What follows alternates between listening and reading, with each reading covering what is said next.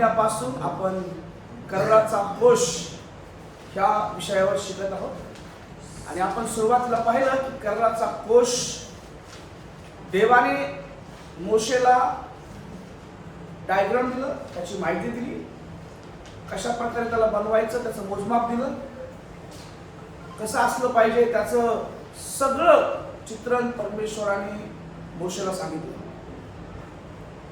आणि आपण त्याच्याविषयी पाहिलं, त्याचं मेजरमेंट पाहिलं, त्याचे माप पाहिले. दुसऱ्या वेळेस आपण पाहिलं की देवाने एक बसालेल नावाच्या माणसाला निवडलं तो कोश बनवण्यासाठी आणि त्या बसालेलने कोश जसं देवाच्या प्लॅनिंग मध्ये होतं त्याच प्रकारे तो कोश बनवला. त्याच्यावरती आपण 2 आठवडे पाहिले. कर्णाचा कोश बनवण्यासाठी लागणारं साहित्य सोनं, बाभळाचं लाकूड, जांभळी वस्त्रे, बऱ्याचशा काही गोष्टी लागणार होत्या. त्या पॅलेस्टाईन मधून मिस्रातून त्यांनी देवबापांनी त्यांना आणायला सांगितलं, त्यांना दिल्या आणि ते घेऊन आले आणि त्याचा उपयोग झाला. आणि नंतर आपण पाहिलं की कर्णाचा कोश त्याच्यात काय काय ठेवले. 10 आज्ञा, पहिल्या तुटलेल्या त्या 10 आज्ञा, फोडलेल्या 10 त्याच्यात ठेवल्या. नंतर चांगल्या 10 आज्ञा देवाने त्याच्यात ठेवल्या. अहरोनची काठी ठेवली, मन्ना ठेवला आणि मागच्या वेळेस आपण त्याचा अर्थ पाहिला की काय आहे. काठी कशात दर्शक आहे, मन्ना कशात दर्शक आहे, 10 आज्ञा ज्या होत्या त्या कशात दर्शक आहे आणि त्या 10 आज्ञा आज आपल्यामध्ये बायबलच्या स्वरूपात आल्या.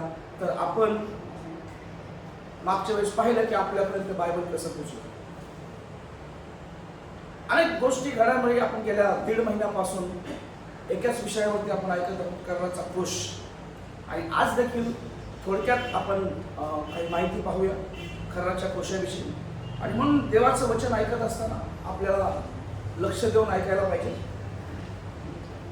देव आपल्याशी काहीतरी बोलत असतो. ओके, कर्णाचा कोश आपला विषय आहे, कर्णाचा कोश. आणि कर्णाचा कोश हे दाखवतं की देव इस्रायल लोकांच्या सोबत होता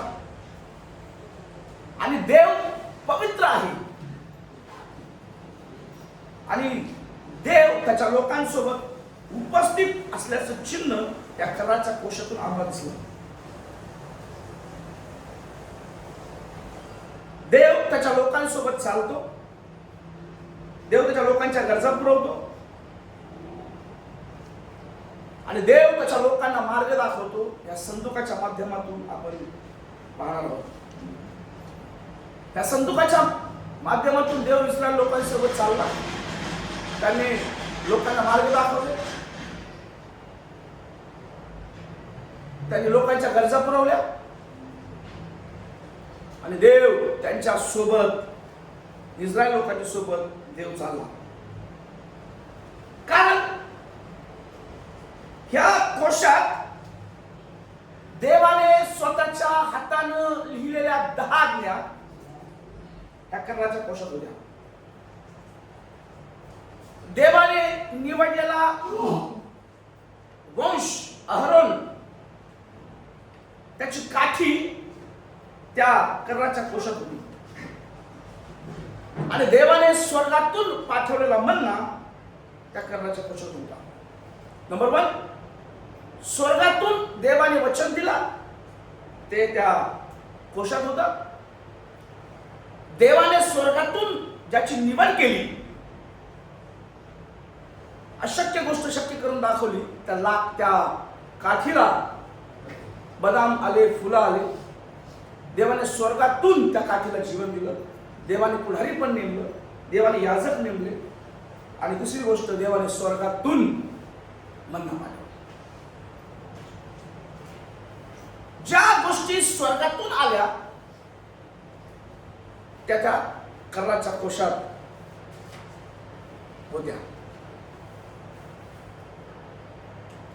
दैवी होत्या. आणि आम्ही पाहतो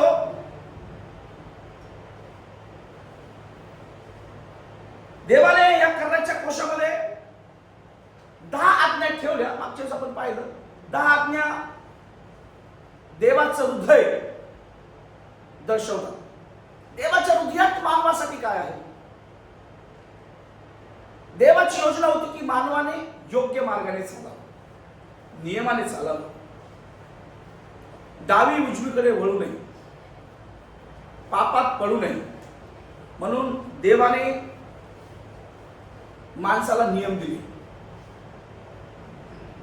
आणि त्या नियमात लोकांना चालायला सांगितलं. स्वतः लिहिलेले 10 आज्ञा त्याच्यात होत्या.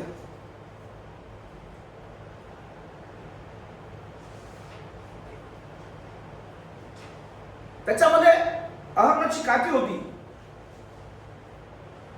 जी याजकाची निवड दर्शवते, सेवकाची निवड दर्शवते. ह्या काठीला फुलं आली आणि फळं आली. का बरं फुलं आणि फळं आली? ही काठी सगळी गवताने भरायला पाहिजे होती ना. एक तर फुलानेच भरायला पाहिजे होती ना, तर फळानेच भरायला पाहिजे होती. का बरं वेगळ्या वेगळ्या जातीचे फळं त्याला नाही आली? बदामच का आले? काजू का नाही आले? पेरू का नाही आले?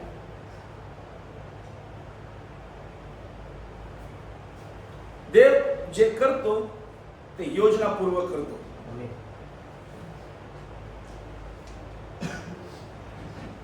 अहरोनाची काठी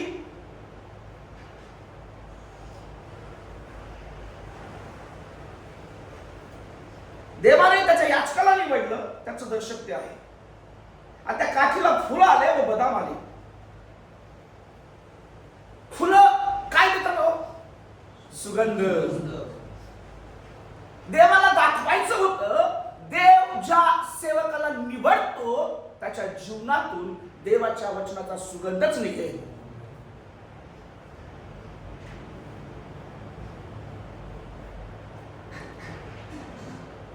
दावीद राजा म्हणतो माझी जखम सरून दुर्गंध सुटलाय. त्याचं पाप जेव्हा बाहेर आलं, सगळीकडे पसरलं, तो म्हटला हे दुर्गंधीपेक्षा डेंजर आहे. पण सुगंध,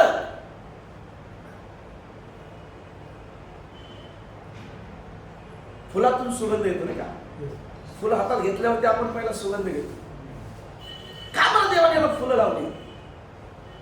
अहरोनाच्या काठीला फुलं लावली. देवाचं वचन आम्हाला शिकवत आहे. देव आम्हाला सांगत आहे की ज्या प्रकारे या फुलाचा सुगंध दरवळतो, देव ज्याला निवडतो त्या व्यक्तीचं नाव देखील देव समाजामध्ये, लोकांमध्ये आणि परिसरामध्ये चांगल्या प्रकारे पसरवतो.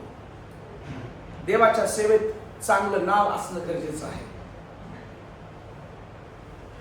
जेव्हा पौलाने तिमोथेची निवड केली आणि निवड करताना त्याने लोकांना विचारलं की याचं नाव कसं आहे, हा माणूस कसा आहे, तेव्हा लोक म्हणले याचं नाव सुनाम आहे, चांगलं नाव याचं आहे. सेवकाचं नाव ज्याला देवाने निवडलं त्यांचं नाव चांगलं असलं पाहिजे. बऱ्याच सेवकांचं नाव बदनाम आहे. हा पैसे घेणारा पाळत आहे, आता बाबू खाणारा पाळत आहे. वेगवेगळ्या प्रकारे सेवकाचं नाव त्याच्या हाताने बदनाम करून घेतले. पण देवाची काय योजना होती? जेव्हा देवाने याचक वर्ग निवडला, देवाने दाखवलं ज्याला मी निवडत आहे तो सुगंधमय होणार आहे. ओके, फुलं स्वागतासाठी वापरतात, सन्मानासाठी वापरतात. देवाला दाखवायचं होतं की माझा सेवक सन्माननीय आहे, सन्मानास योग्य आहे. फुलाला फार मान आहे. पाहुणे आल्यावरती पहिला कसला उपयोग करतात? फुलांचा. त्या अहरोनाच्या काठीला फुलं आली. देवाला दाखवायचं होतं ज्याला मी निवडतो तो सन्मानास योग्य आहे. आणि किती भाग्याची गोष्ट आहे की आपण देवाचे सेवक आहोत आणि आपण सन्मानास योग्य आहोत. देवाने आम्हाला ते गुण दिले. देवाने त्याच्या सेवकाला सन्मान दिला. देव स्वतः म्हणतो मी माझ्या सेवकाला कळवल्याशिवाय काही करत नाही. ह्या संदुकामध्ये 10 आज्ञा, अहरोनाची काठी, मन्ना. पण जी काठी जी आहे भरलेली, देवाचा सेवक नेहमी आशीर्वादाने भरलेला असेल आणि भरलेला असला पाहिजे. जो देवाचा सेवक आहे तो देवाच्या आशीर्वादानं भरलेला असला पाहिजे. याच्यात घराचं भाडं द्यायला पैसे नाही आणि लोकांना स्वतःच्या घरासाठी प्रार्थना करतो. रॉंग. देवाला मला देवा सुरुवात माझ्यापासून कर, मला आशीर्वादित कर, मी लोकांसाठी उदाहरण असलं पाहिजे. देवाने अहरोनाच्या काठीला फुलाने फळाने भरलं, त्याला फळ आले. का बरं फळ आले? ते पण बदामासारखे फळ.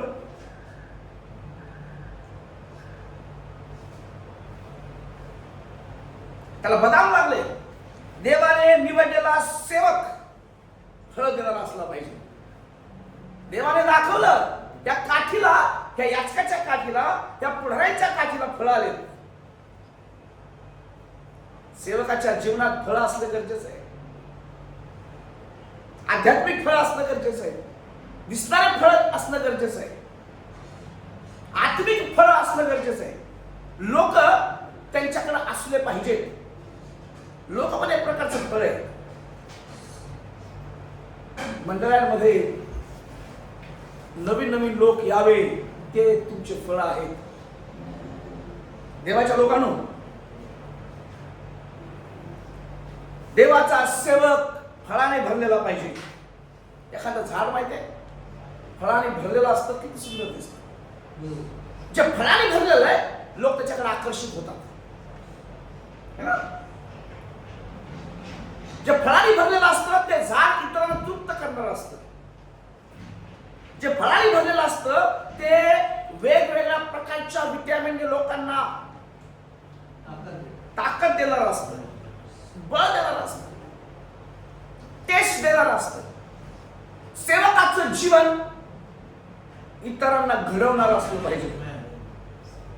सेवकाचं जीवन इतरांमध्ये प्रोटीन आशीर्वाद करणार असलं पाहिजे.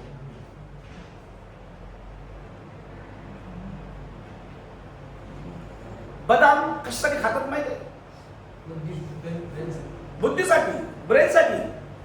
देवाचा सेवक बुद्धीनं भरलेला असला पाहिजे, बुद्धून असला पाहिजे. बरेच लोक, बरेच सेवक देवाचं वचन समजून घेत नाहीत आणि बुद्धू राहतात. है ना? देवाची काय इच्छा आहे? बदाम काय लावलं माहिती? देवाची इच्छा आहे की त्याच्या सेवकानं बुद्धिमान असलं पाहिजे, ज्ञानाने भरलेलं असलं पाहिजे, ज्ञान मागणारं असलं पाहिजे. शर्मोनाने देवाकडे त्याच्या लोकाला सांभाळण्यासाठी ज्ञान मागितलं. देवा त्याला बुद्धी, ज्ञान, चातुर्य, धन, संपत्ती सगळं दिलं. याकोबाच्या पुस्तकात मध्ये जो कोण ज्ञानाने उन्हा असेल त्याने मजकडे ज्ञान मागलं. देवाची इच्छा आहे की देवाचा सेवक बुद्धीनं, चातुर्यानं तत्पर असलं पाहिजे. मन्ना, त्या कर्णाच्या कोशामध्ये मन्ना होता. आजचा मन्ना देवाचं वचन आहे. आणि इस्रायलच्या काळामध्ये त्या अरण्यामध्ये देवाने त्यांना मन्ना कधी दिला? सकाळी. कधी दिला? सकाळी. रोजचा मन्ना, रोज.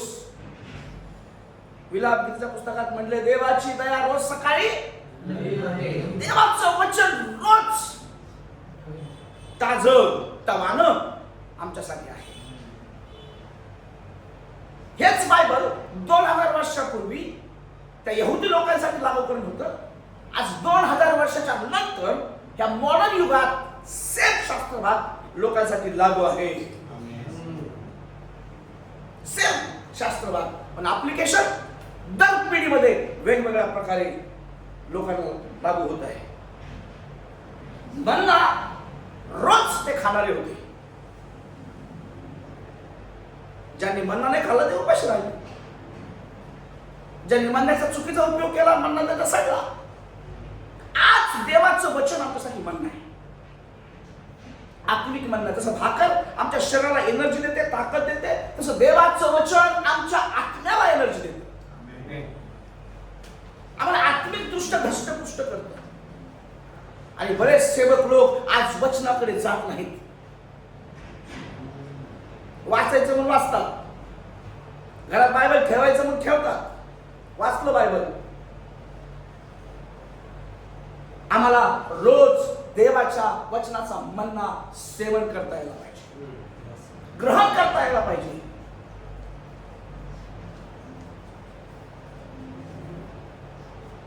ह्या तिन्ही वस्तू कर्णाच्या कोशात होत्या.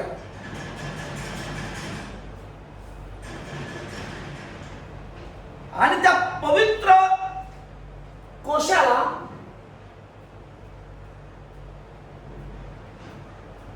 ह्या सगळ्या वस्तूमुळे आणि देवाच्या उपस्थितीमुळे एक सन्मान मिळाला.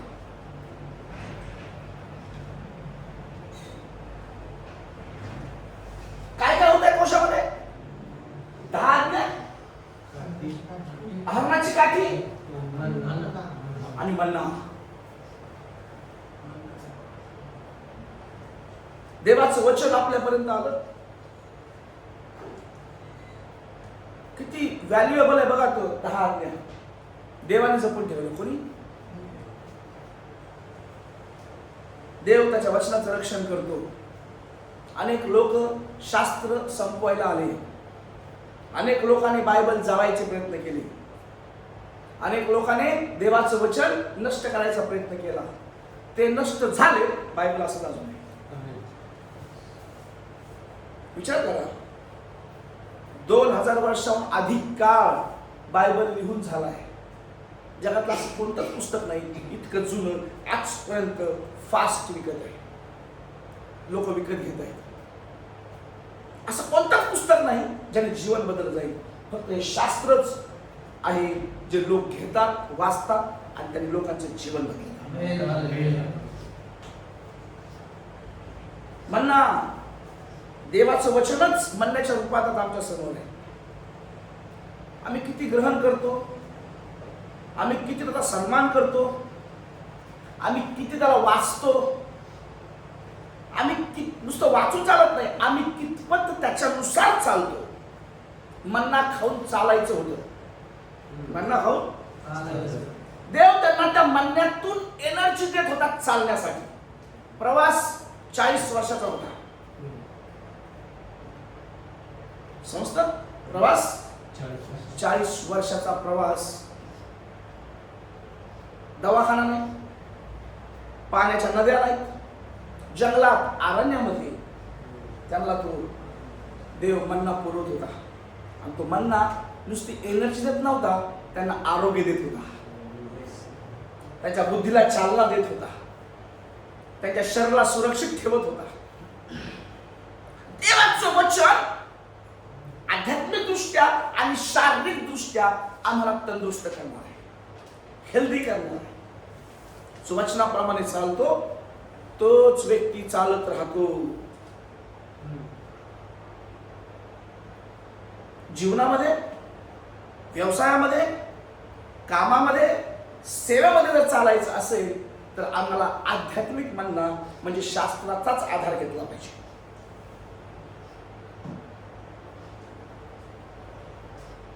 ओके, आता हा संदूक तयार झाला. संदूक कुणी बनवला? बसालेजी. कुणी आयडिया दिली? सगळी देवाने. कोणाला दिली? मोशेला दिली. मोशेने बसालेला सांगितलं, त्याच्या टीमला सांगितलं आणि त्यांनी कर्णाचा कोश अरण्यामध्ये बनवला. त्यांच्याकडे चांगले हत्यार नव्हते,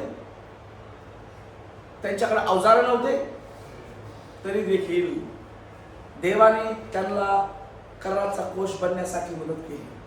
ओके, आता कर्णाचा कोश बनून झाला. कोणत्या लोकांना देवाने सांगितलं तुम्ही कर्णाचा कोश घेऊन चालायचं? लेवी लोकांना. लेवी लोक कोण होते? याजक होते. ते कसे काय याजक झाले? हा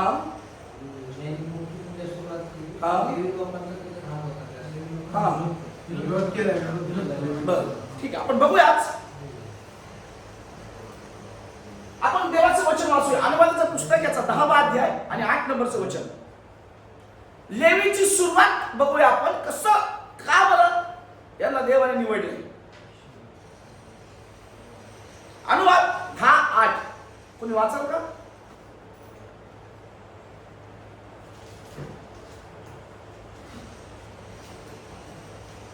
परमेश्वराच्या कराराचा कोश वाहण्यासाठी परमेश्वरासमोर उभे राहून त्यांची सेवा करायला, त्याच्या नावाने आशीर्वाद द्यायला त्यावेळेस परमेश्वराने लेवी वंशाला वेगळे केले.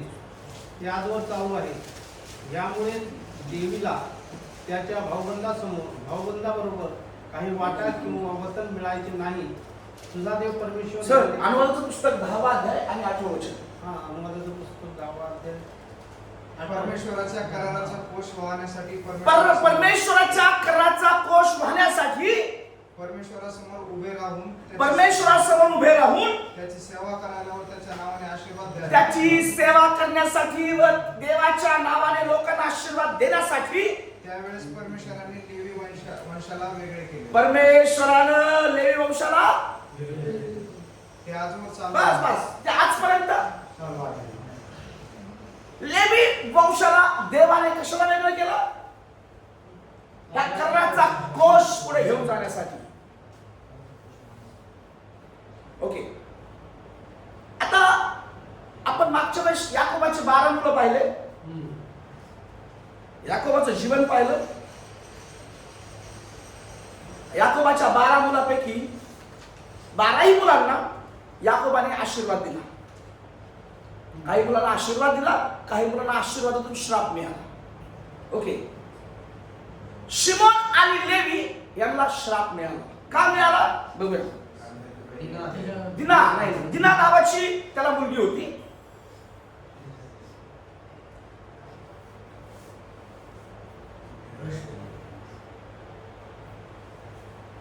आणि याकोब शेखेम मध्ये आला आणि शेखेम मध्ये त्याने जागा विकत घेतली आणि तिथं तो राहिला. आणि ती मुलगी एकटी असल्यामुळं तिला असं वाटलं की मी मैत्रिणी करावं, गावातल्या मुलींना जाऊन भेटावं. आणि म्हणून ती शेखेमच्या गावात मैत्री करायला मुलींना भेटायला गेली. आणि गेली असताना शेखीम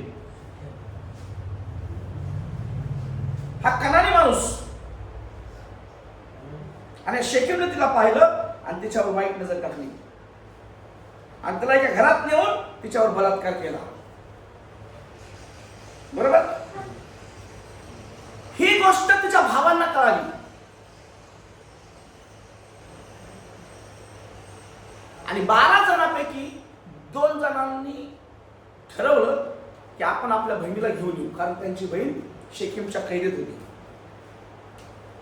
याकोबाची एकुलती एक मुलगी दिना शेखीम जवळील देशातील मुलींना म्हणजे कनानी मुलींना भेटायला जाते आणि तिला त्या प्रदेशाची हिवीचा राजपुत्र हबोरचा मुलगा शेखेम पाहतो, तिचं अपहरण करतो आणि तिच्यावर बलात्कार करतो. जेव्हा ही गोष्ट तिच्या भावाला कळते तेव्हा तिचे 2 भाऊ शिमोन आणि लेवी हातात तलवारी घेऊन, चाकू घेऊन आपल्या बहिणीला सोडवायला शेखेम शहरात गेले आणि त्यांनी शेखीमच्या सगळ्या लोकांना मारून टाकलं आणि आपल्या बहिणीला घेऊन आले आणि सगळ्यांचा खून केला. ही गोष्ट फार भयानक होती. आणि जेव्हा याकोबाने त्याच्या 12 मुलांना आशीर्वाद द्यायचं ठरवलं तेव्हा प्रत्येकाला त्याच्या कामाप्रमाणे, त्याच्या कार्याप्रमाणे, त्यांच्या गुणाप्रमाणे त्यांना आशीर्वाद दिला. आणि शिमोन आणि लेवी यांना आशीर्वाद देताना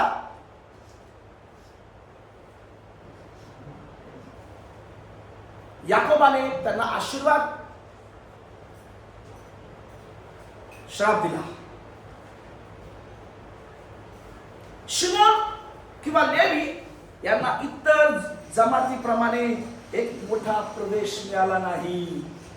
त्यांना विखुरण्याचा आशीर्वाद दिला. ते कशातच राहणार नाही. शिमोन वंश विखुरला गेला आणि अखेर यहुदा वंशात विलीन झाला. पण लेवी वंश पूर्ण इस्रायलामध्ये याजकीय वंश पण विखुरला गेला होता. पण परमेश्वराने त्यांना वारसा दिला. त्याच्या रागासंबंधी शाप त्यांना मिळाला. त्या रागामुळे लेवी वंशाला नंतर देवाने त्याच्या पवित्र सेवेसाठी निवडलं.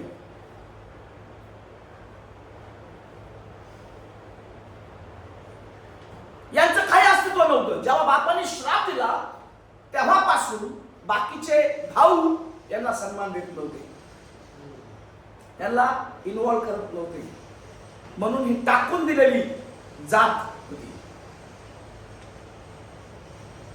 आणि जेव्हा हे मिस्रामधून बाहेर आले आणि मिस्रामधून बाहेर आल्याच्या नंतर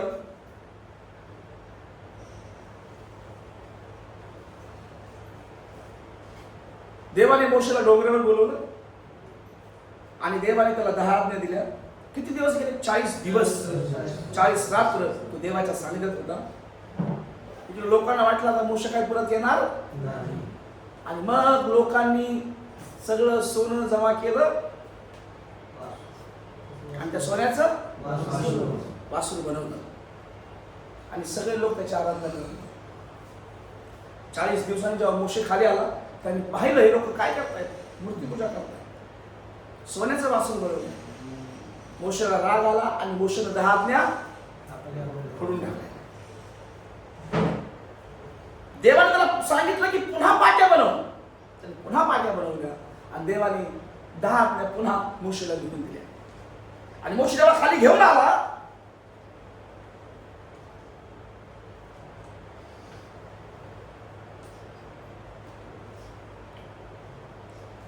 आपण वाचूया उत्पत्ती 49:57.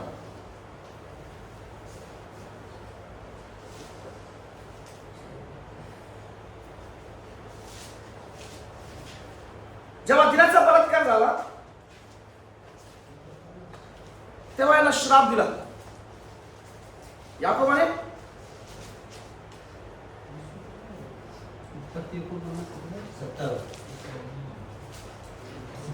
वाचा कोण बोल.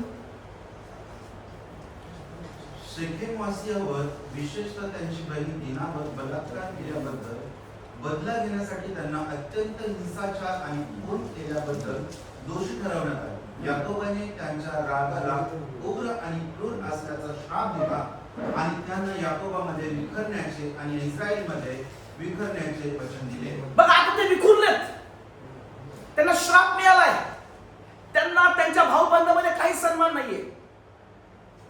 आणि यांचे भाऊबंद काय करतायत? सोन्याचं वासरू करून त्याची पूजा करतायत, त्याची आराधना करतायत.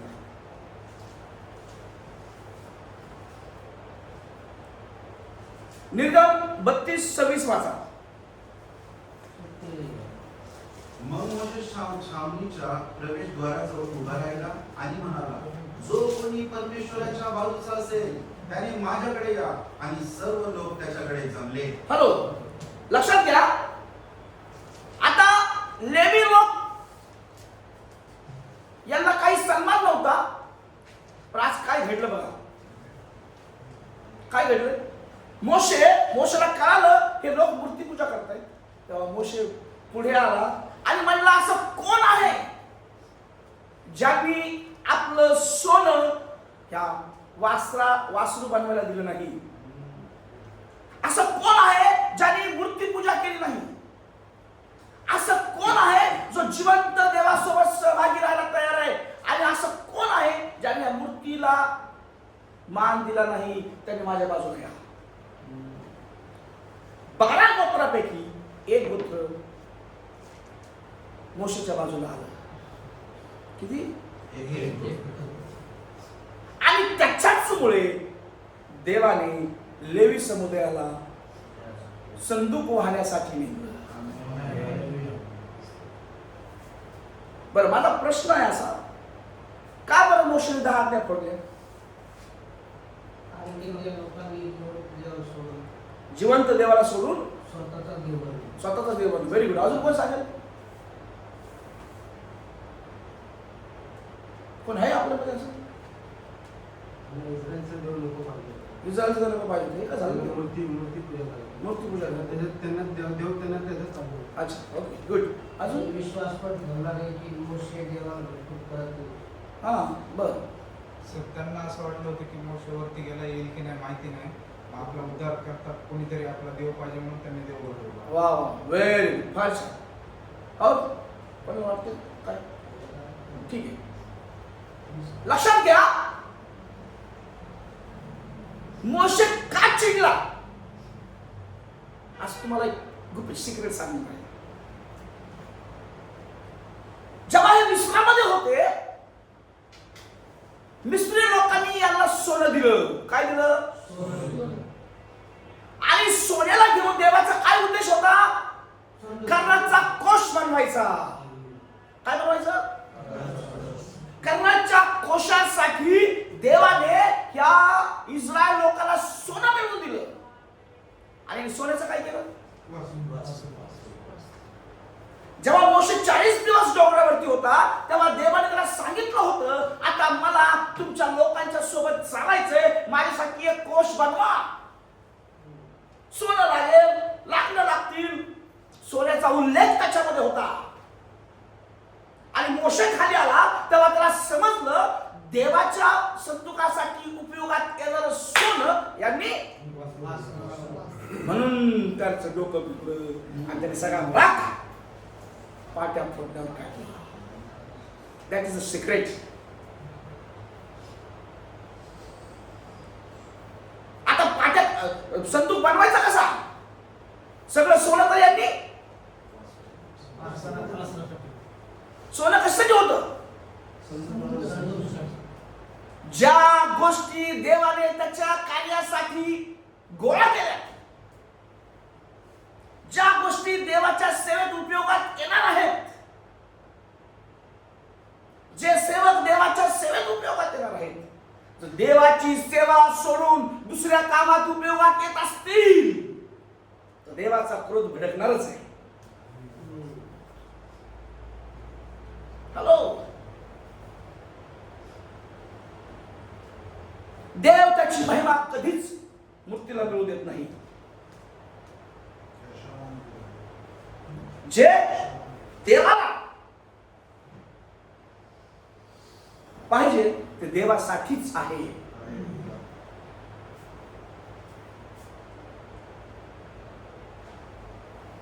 जर तुम्ही इस्रायल लोकांनी देवाच्या संदुकाचं सोनं देवाला दिलं नाही,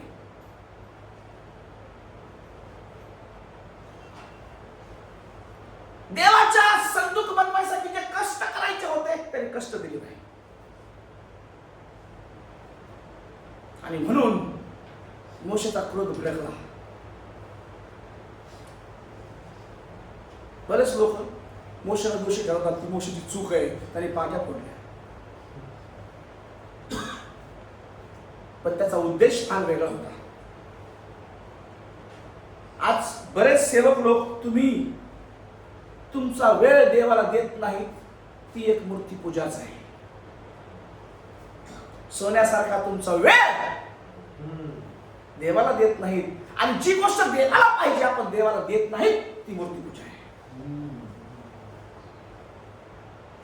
बरोबर आहे? सोन्यासारखा तुमचा वेळ तुम्हाला देवाला द्यायला पाहिजे. तुम्ही झोपायला देता, दुसऱ्या कामाला देता, टाइमपास करायला देता, ती मूर्ती पूजा केल्यासारखंच आहे. सेवेचा वेळ तुम्ही पिक्चर बघायला देता, टाइमपास करायला देता, त्या गोष्टी तुमच्यासाठी मूर्ती पूजाच आहे.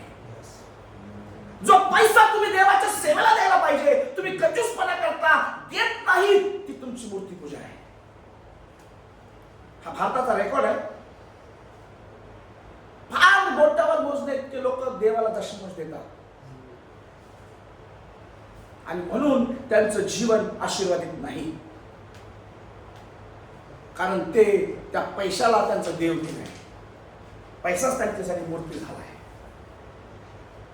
झोप त्यांच्यासाठी मूर्ती झालाय. हॅलो, देवाच्या सेवेला सोडून लोक दुसऱ्या कामाकडे देवाच्या सेवेला महत्व देत नाही. ती गोष्ट त्यांच्यासाठी मूर्ती झाली आहे. आणि ती मूर्तीपूजा तुमच्यासाठी आहे.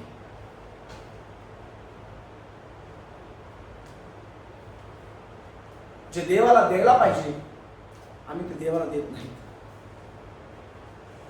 आम्ही लपवून ठेवतो. आम्ही आमच्यासाठी ठेवतो. आम्ही आमच्या फायद्यासाठी त्याचा उपयोग करतो. ती प्रत्येक गोष्ट मूर्तीपूजा केल्यासारखीच आहे असं समजू नका. आम्ही लय धार्मिक पाळत आहोत, आम्ही मूर्त्यापुढे झुकत नाहीत म्हणून आम्ही स्वर्गात जाणार. हॅलो, ज्या बाकीच्या गोष्टीला तुम्ही प्राधान्य देता त्या बाकीच्या सगळ्या गोष्टी मूर्तीसारख्याच आहेत. पैसा देवाला देत नाही तो तुमच्यासाठी मूर्ती म्हणून तुम्ही जपून ठेवलाय.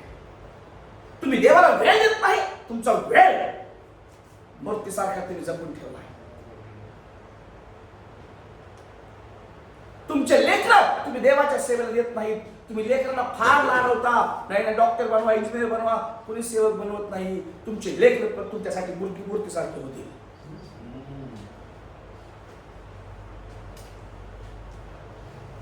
तुमच्या बायकांना तुम्ही सेवेला सोडत नाहीत. तुमच्या बायका तुमच्यासाठी मूर्तीसारख्या होतील. आणि काय देवाला देत नाहीत ती गोष्ट मूर्तीपूजा आहे.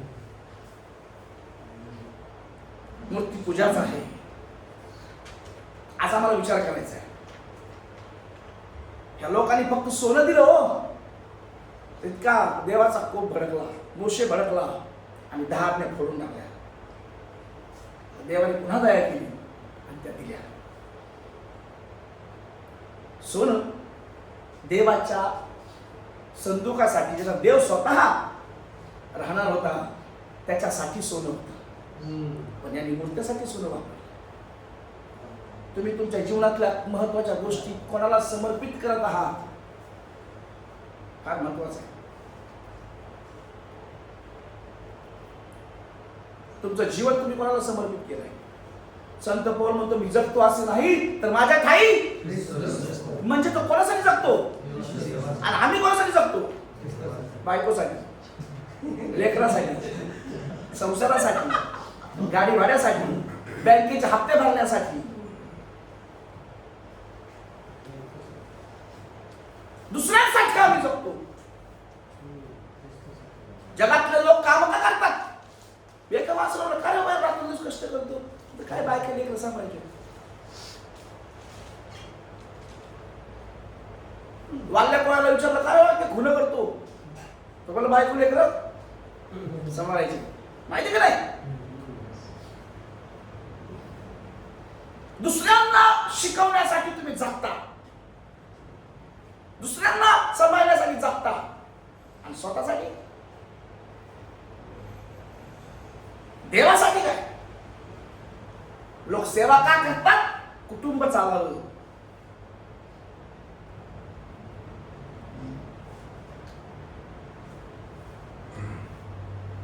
देवाच्या लोकांनो, आम्ही देवाला काय देत आहोत, देवाला काय द्यायला पाहिजे. आज बऱ्याचशा गोष्टी देव आपल्या समोर ठेवणार आहे. आज देव तुमच्याशी बोलणार आहे. मी आज याला फार बिब्लिकल रीतीनं तुम्हाला सांगणार होतो, परंतु देव मला यातल्या काही गोष्टी माझ्या समोर ठेवत होता. आम्ही या विषयाला चेंज केलं आणि आज देव हे सांगत आहे हेच देवाने आज समोर ठेवलं आहे. आम्ही कोणत्या गोष्टीनं देवाला प्रसन्न करायच्या ऐवजी इतरांना प्रसन्न करतोय. ह्या 6 लाख इस्रायल लोकांनी त्या सोन्याच्या वास्त्राला खुश करायचा प्रयत्न केला. ज्या देवाने याला मिस्रातून सोडवलं अहो जास्त काळ झाला नव्हता.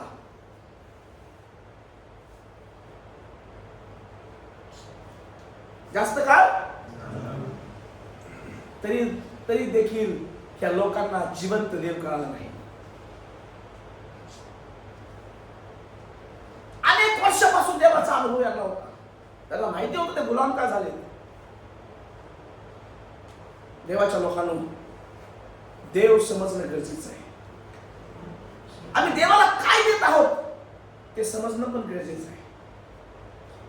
एखादा माणूस जेव्हा एखाद्या ठिकाणी अर्पण करतो, एखादं जनावर, त्याची श्रद्धा असते, तो अर्पण करतो. आम्ही आमची वेळ, आमची भक्ती देवाला समर्पण करताना आम्हाला त्याचं महत्व कळायला पाहिजे, व्हॅल्यू कळायला पाहिजे. आम्ही कुणाची आराधना करत आहोत.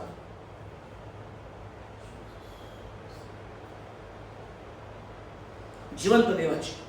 आणि त्या जिवंत देवाला आम्हाला काय द्यायला पाहिजे आणि आम्ही देत नाही. आज तुमच्या समोर प्रश्न आहे, कोणत्या गोष्टी तुम्ही स्किप करत आहात त्या देवाला द्यायला पाहिजे.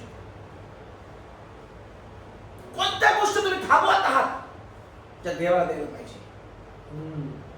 याचा विचार करा.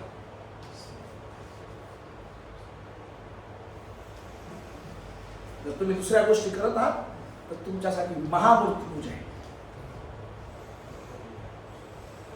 देवाचा संदूक वाहण्यासाठी ह्याच कारणामुळे देवाने लेवी लोकांना निवडलं, कारण लेवी लोकांनी आपलं सोनं मूर्तीला दिलं नाही. ते त्यांच्या आराधनेमध्ये सहभागी झाले नाही. आणि जेव्हा मोशे म्हणला, कोण आहे असं ज्यांनी आपलं सोनं त्या मूर्तीला दिलं नाही? असा कोण आहे जो यांच्या आराधनेत सहभागी झाला नाही? असं कोण आहे जो यांच्या सोबत उभा राहिला नाही? त्यांनी माझ्या बाजूला 11 गोत्रापैकी 6 लाख लोकांपैकी बोटावर मोजण्याचे लोक मोशेच्या बाजूला आले. बघ, मोशे म्हणाला, इस्रायलचा देव परमेश्वर म्हणतो, प्रत्येक माणसाने आपल्या कमरेला तलवार बांधा. छावणीतून आपण वचन वाचूया, निर्गम 32, 27, 28 वाचा. तुम्ही 26 वाचलं ना? 27, 28 वाचा. तो त्यांना म्हणाला, इस्रायलाचा देव परमेश्वर म्हणतो की तुम्ही प्रत्येकाने आपल्या कमरेस तलवार लटकवावी, तलवार बांधा आणि छावणीच्या ह्या प्रवेशद्वारापासून त्या प्रवेशद्वारापर्यंत चौकडे फिरून आपले बंधू, सोबती व शेजारी यांचा वध करावा. हॅलो, जे त्या मूर्तीला ज्यांनी सोनं दिलं नाही, त्यांच्यासोबत सहभागी झाले नाही, त्यांच्या हातात देव मोशेने तलवारी दिल्या आणि म्हणला, जे दिसतील त्यांना मारून टाका, ठार मारा. पुढे काय झालं? मोशेच्या सांगण्याप्रमाणे लेव्यांनी मोशेच्या आज्ञाप्रमाणे केले. पुढे लोकांनी केले आणि त्या दिवशी सुमारे 3000 लोक पडले. 3000 लोक ज्यांना कोणी विचारत नव्हतं, ज्यांना कोणी सन्मान देत नव्हतं, ज्यांना भीती वाटायची, आता देवाने त्या लेवी गोत्राला इतकं धमकदार बनवलंय की बाकीच्या लोकांना आता यांची भीती वाटते. जेव्हा मी देवाच्या बाजूने भरावतो, देवाचा वेळ देवाला देतो, देवाचे पैसे देवाला देतो, देवाची सेवा देवाच्या नियमानं करतो, देव आम्हाला त्या लेवलला घेऊन जातो. लोक आमच्या समोर उभे राहतात, लोकांना आमच्या हातात.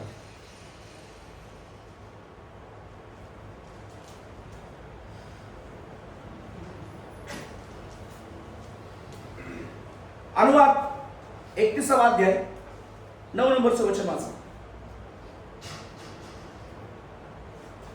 अनुवाद 31:9. हे नेण्यासाठी कोणाची निवड केली पहा. पुरावे तुम्हाला देतो बायबल मधून. अनुवाद 31:9. अनुवाद 31:9. मग मोशेने हे नियमशास्त्र लिहून परमेश्वराच्या कराराचा कोष वाहणारे लेवी याजक आणि इस्रायल लोकांचे सगळे वडील यांच्या स्वाधीन केले. हॅलो, काय केलं? मग मोशेने नियमशास्त्र लिहून परमेश्वराच्या कराराचा कोष वाहणाऱ्या लेवी वंशजांना, याजकांना आणि इस्रायलच्या सर्व वडील अधिकाऱ्यांना दिले. याजकाचा तो कराराचा कोष देवाने कुणाला दिला? लेव्यांना दिला. ओके, यहोशुआ 3 अध्याय 3 वचन आणि 6 वचन वाचा.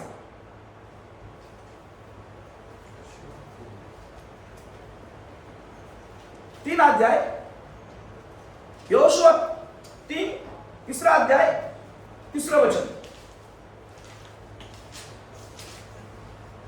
तुम्ही पहिले अगोदर वाचा, नंतर लिहून घ्या. त्यांनी लोकांना अशी आज्ञा केली की तुमचा देव परमेश्वर यांच्या कराराचा कोष लेवी याजक वाहून नेत असताना तुम्ही पाहात तेव्हा तळ हलवून त्याच्या पाठोपाठ जा. हॅलो, वचनाकडे लक्ष द्या. देवाने लेव्यांना निवडले. आपण या वर्षाचं स्पष्टीकरण नंतर बघूया. पुढे बघा, पहिले इतिहास 14:15 वाचा.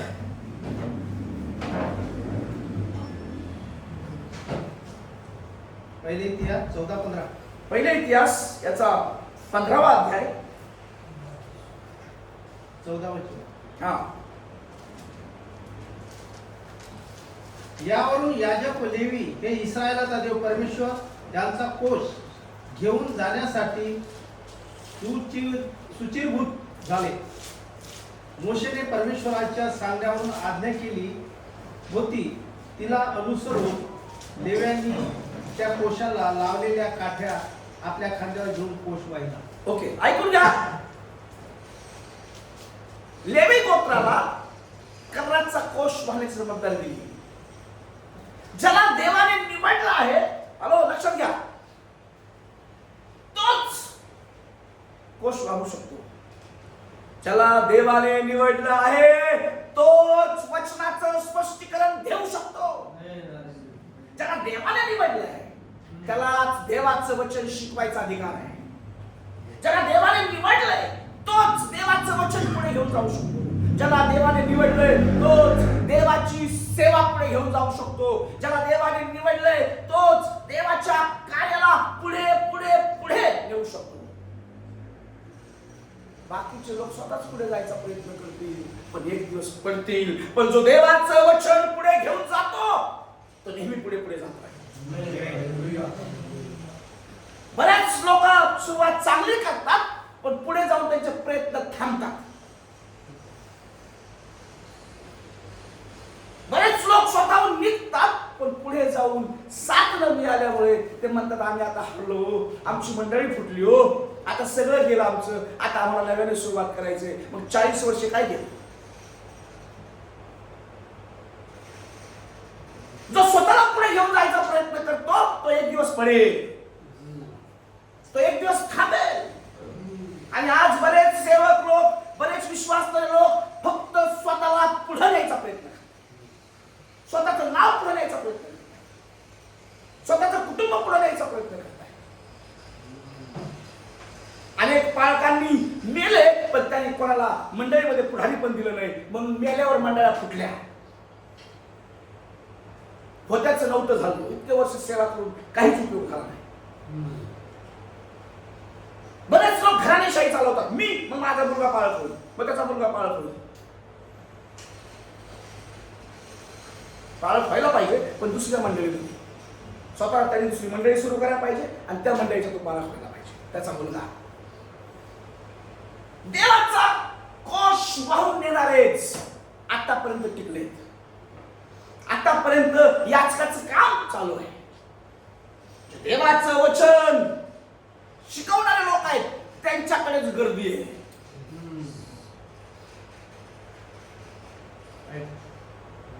त्यांचीच वाहवा आहे, त्यांचीच चर्चा आहे. देवाचं वचन घेऊन जाणारे, देवाची सेवा पुढे नेणारे, देवाच्या दृष्टीनं निवडलेले लोक आहेत. बऱ्याचदा आम्ही आमची सेवा पुढे न्यायचा प्रयत्न करतो, आम्ही आमचं काम पुढे न्यायचा प्रयत्न करतो. हे आमचं गाव आहे, ही आमची सेवा आहे, ही आमची मंडळी आहे. नाही, आमचं काही नाही.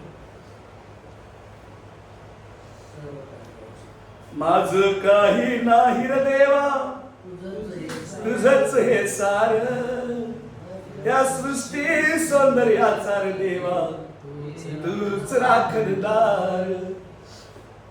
ही सेवा आमची नाही आहे, देवाची आहे. आम्ही फक्त इथं काम करणार आहे. याचं काम ते पिक्चरचं गाणं नाही राकेश, देवाचं गाणं. मला कळालं तुझ्या मनात काय आपल्याला माहिती नाही ना, म्हणून समजून घ्या. ही सोपी गोष्ट नाहीये. आपण सुरुवातीला अनुवादाच्या पुस्तकात वाचलं, देवाने याचकाला निवडलं आणि आजपर्यंत याचक पद चालू आहे. कोणतं? जे देवाच्या संदुकाला घेऊन चालले, जे देवाच्या वचनाला घेऊन चालले, त्याला व्हॅल्यू नाही. ज्याला देवाचं वचन कळत नाही ना, तो बिशोप असला तरी त्याला शून्य किंमत नाही. जो देवाचं वचन घेऊन जातो लोकांपर्यंत, त्याला किंमत आहे, त्याला व्हॅल्यू आहे, त्याला सन्मान आहे. तो सन्मानास योग्य आहे. आणि मगाशी आपण सुरुवातीला पाहिलं, आहुराच्या काठीला फुलं आले, फुलाचा काय अर्थ आहे, त्या फळांचा काय अर्थ आहे, आपण त्या गोष्टीला पाहिलंय सुरुवातीलाच. जो देवाचं वचन घेऊन जातो तो सन्मानास योग्य आहे. सन्मानासाठी फुलंच देतात ना, हे दाखवलं देवाने अगोदरच. काठीला फुलं लागलेत, लागले की नाही?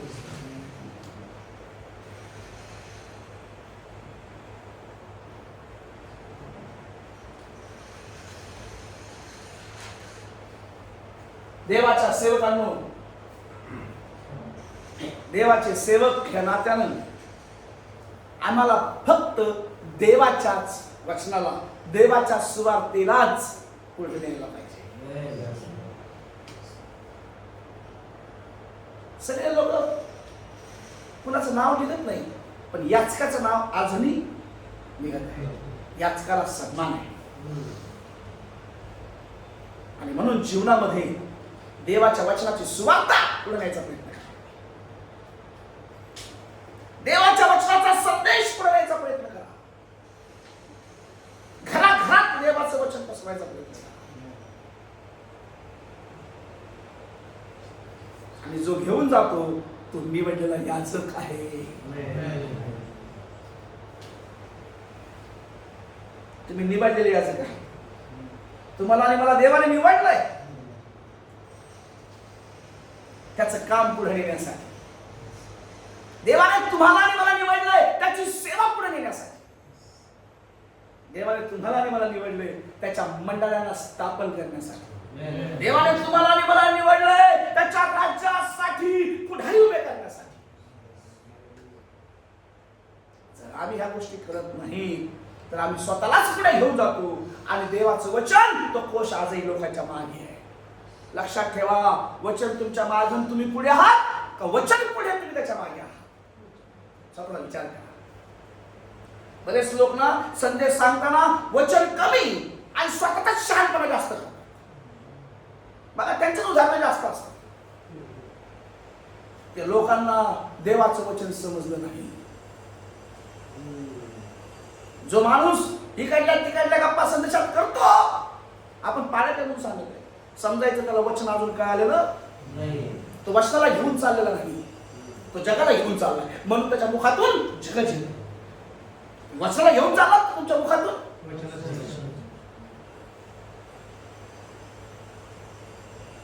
देवाच्या सेवकांनो, आपण कोणाला घेऊन चाललो विचार करायचा. कर्णाचा कोश घेऊन चालले. दुसरी महत्वाची गोष्ट, कर्णाचा कोश घेऊन चालणारे लोक आज पुढे आणि समाज मागे. हालेलुया. जो देवाचं वचन पुढे घेऊन जातो तोच चांगला पुढारी बनतो. तोच पुढे चालतो. तो जे बोलल ते लोक ऐकतात. कर्णाचा कोश घेऊन जाणाऱ्याला प्राधान्य आहे. देवाचं वचन शिकवणाऱ्याला देवाच्या राज्यात, देवाच्या सेवेत पहिलं स्थान आहे. आणि जो देवाचं वचन घेऊन चालतो त्याच्या समोर हजारो लोक बसलेले असतात वचन ऐकायला. ज्याला देवाचं वचन सांगता येत नाही त्याने आज विचार करायचा आहे, आम्हाला देवाचं वचन घेऊन चाललं पाहिजे. जर घेऊन चालाल तर तुम्ही हजारो लोकांचे पुढारी व्हाल. काही नसलं तरी चालेल, पण हातात बायबल पाहिजे.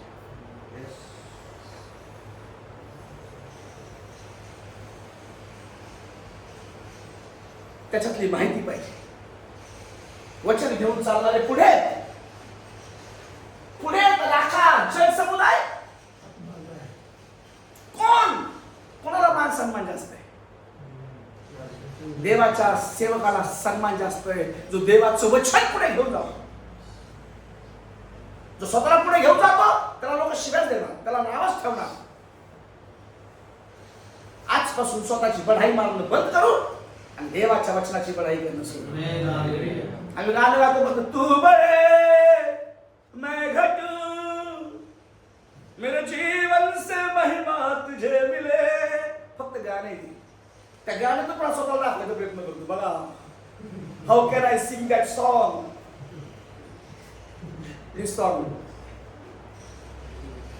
देवाला प्रेझेंट करायला पाहिजे. जो देवाला घेऊन पुढे चालतो त्याच्याच मागे जनसमुदाय चालतो. देवाचं वचन घेऊन चालत नाही तर लोक पाठीमागे खेचणार आणि खेचलंच पाहिजे. अजून महत्वाची गोष्ट, हा संदूक सेवकांच्या खांद्यावर आहे. ते गाणं माहिती का? संसार की आशा भरी नजरे हमी पर है, उधार का संदेश भी खांदों के ऊपर है, एक दीप से लाखों ये हमको जलाना है, भटके हुए जीवन को प्रभु से मिलाना है. आमच्या खांद्यावर जबाबदारी आहे.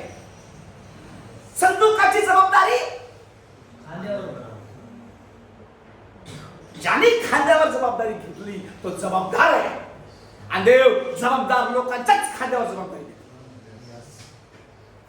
त्याला जबाबदारी समजत नाही ना, त्याला आमच्या भाषेत बावळट म्हणतात. त्याला सांभाळावं लागते. तो काय संदूक सांभाळेल? तसे आपल्यामध्ये नाही कोणी.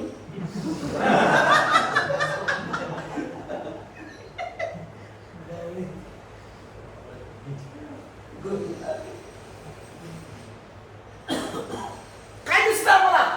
जिम्मेदारी खांद्यावर आहे. देवाच्या सेवेची जिम्मेदारी देवाने आमच्या खांद्यावर दिली आहे, दुसऱ्याच्या खांद्यावर नाही दिली. किती लोक जबाबदारीनं ती सेवा पुढे घेऊन जात आहे विचार करा. किती लोक जबाबदारी समजून घेत आहेत देवाच्या सेवेची. आम्हाला जबाबदारी समजत नाही ना. आम्हाला देवाने निवडलं नाही, आम्ही स्वतःच आलो. काही उपयोग होणार नाही.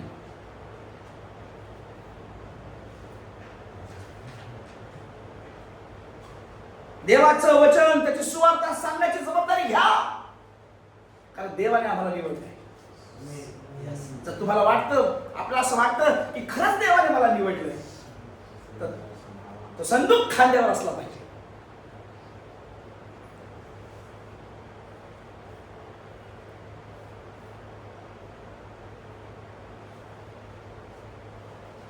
कुणाच्या खांद्यावर कुणाची ओझी? येशू ख्रिस्ताला समोर ठेवते का दिले? येशूने खांद्यावर जबाबदारी वाहिली, पाहिली की नाही? तो वधस्तंभ खांद्यावर वाहिला, ती जबाबदारी वाहिली पापाच्या क्षमेची. आणि म्हणून तो संत पौल म्हणतो, मला त्या वधस्तंभाची लाज वाटत नाही. वधस्तंभ आमचं भूषण असू द्या. वधस्तंभाची सुवार्ता गाजवण्याची जबाबदारी प्रभू येशू ख्रिस्ताने आमच्यावर दिली की नाही? तर आम्ही जबाबदारी घेणार नाहीत, एक दिवस देव तुम्हाला सगळ्या गोष्टी जबाबदार ठेवेल आणि स्वर्गातून किक आउट करेल. मी तुला ओळखत नाही, तू कोण आहेस? देवाच्या सुवार्तेची जबाबदारी, त्याचं वचन पुढे घेऊन जाण्याची जबाबदारी देवाने तुमच्या आणि माझ्या खांद्यावर ठेवली.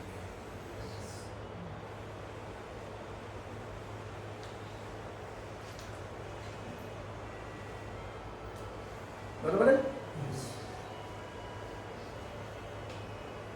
काय आम्ही जबाबदार आहोत देवाच्या सुवार्ता सांगण्यासाठी?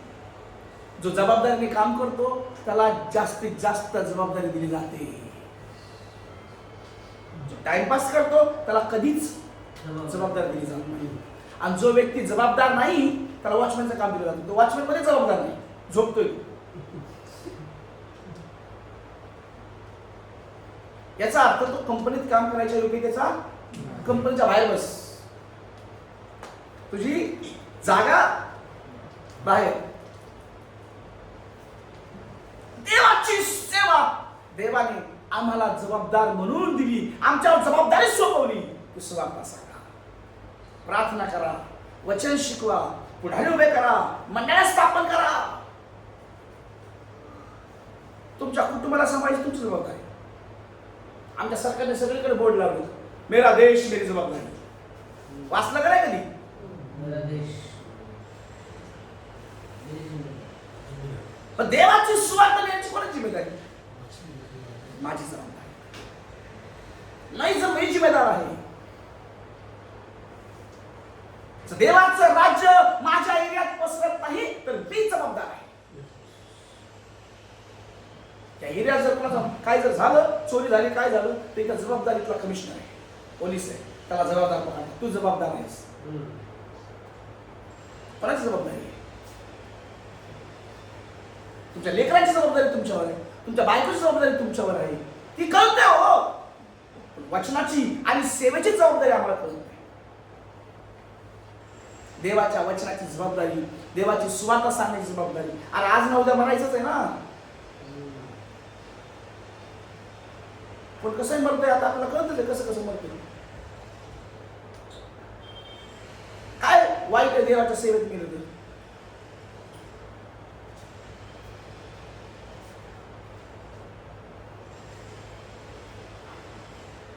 हॅलो, हे देशाचे सैनिक देशासाठी शहीद व्हायला तयार आहे. कोणता सैनिक पळून येत नाही. त्यांची आई मेली, बाप मेला तर म्हणतात एक माँ मर गई तो क्या हुआ, हमारे पास दूसरी माँ है. मेरा देश भारत माता. ते लपून बसत नाही है ना. छाती गोळी छातीवर खायची तयारी असते. आणि प्रत्येक सैनिकाची तीच इच्छा असते की गोळी छातीवर लागावी.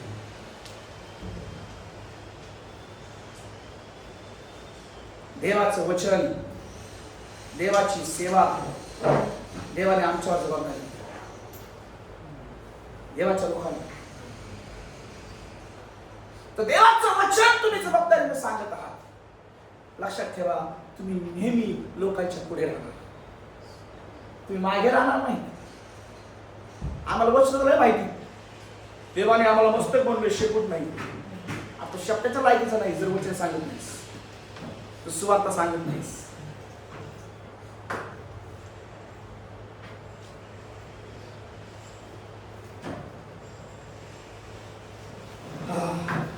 देवाच्या वचनाच्या सुवार्तेची जिम्मेदारी देवाने आमच्यावर दिली. आपली जबाबदारी काय आहे सेवकांना समजून घ्या.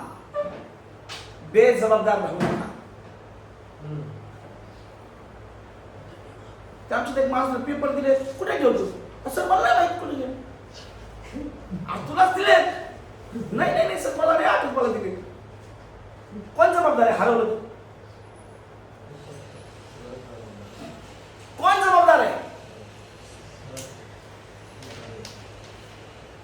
देवाने तुमच्या हातात दिलंय. नंतर लिहून घ्या सर. सर नंतर लिहून घ्या. ओ सर नंतर लिहून घ्या. शांत बसा. काय लिहिलंय? देवाचं वचन आम्हाला काय सांगतंय? कोण जबाबदार आहे?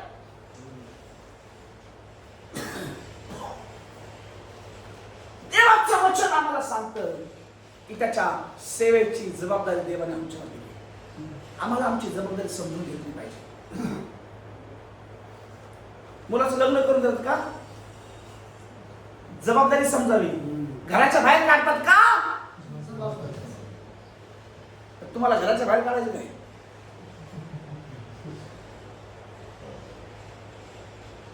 परीक्षा आणायची का? संकट आणायची का? नाही, देवाने आम्हाला जबाबदारी दिली, की आम्हाला जबाबदारी समजायला पाहिजे. कोणती जबाबदारी देवाने मला दिली आणि ती जबाबदारी देवाला दिली तर ती आम्हाला पूर्ण करायला पाहिजे. जबाबदारी आपल्या खांद्यावर आहे. जबाबदारी स्वतःहून घ्या.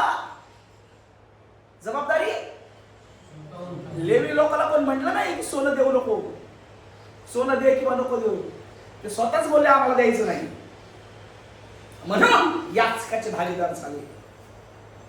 त्याने देवाची जबाबदारी घेतली नाही, आम्ही देवाच्या बाजूने उभे राहणार.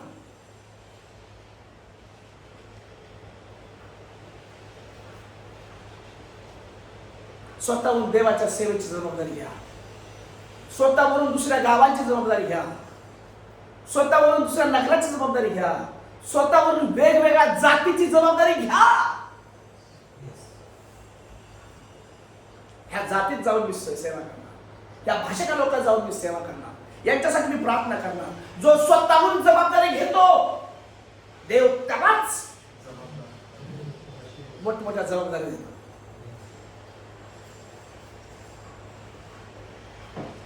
जबाबदारी आपल्या खांद्यावर देवाला दिली, देवाची सेवा करण्याची जबाबदारी. जो देवाच्या सेवेची जबाबदारी घेऊन चालतो, लक्षात ठेवा त्याच्याच सोबत देव चालतो. संदूक घेऊन जबाबदारीने चालले, पण ते तर चालले, पण त्यांना घेऊन कोण चालले? संदूकात कोण आहे? तुम्ही देवाचं वचन घेऊन चाललात, देवाची सेवा घेऊन चाललात. तुम्ही चालला नाही, तुम्हाला देव घेऊन चाललाय. जो जबाबदारी घेऊन चालतो, जो देवाचं वचन घेऊन चालतो, लक्षात ठेवा त्याला सफलतेकडे, यशस्वी होण्याकडे, त्याला धनवान होण्याकडे, त्याला आशीर्वादित होण्याकडे देव घेऊन जातो.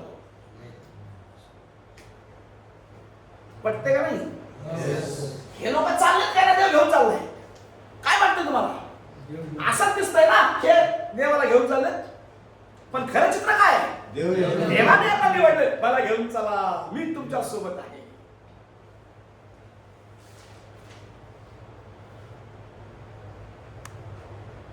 जो देवाची सेवा घेऊन चालतो त्याच्यासोबत देव स्वतः चालतो. मला पुरावे देऊ का? हॅलो, आपली जबाबदारी लक्षात ठेवा. जबाबदारी घेऊन चाला.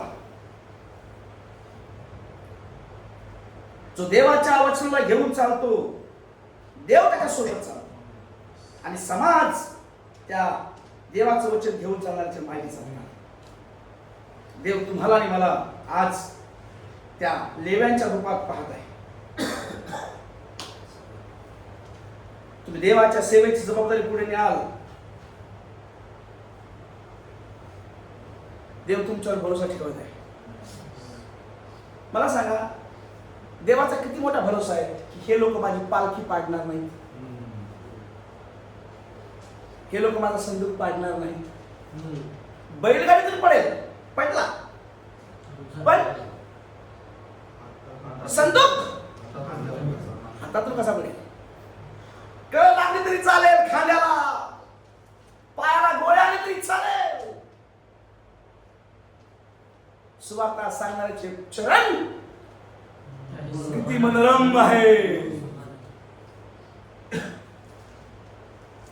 सुवार्ता घेऊन जाणाऱ्याचे पाय किती मनोरम आहेत. देवाचं वचन सांगतं.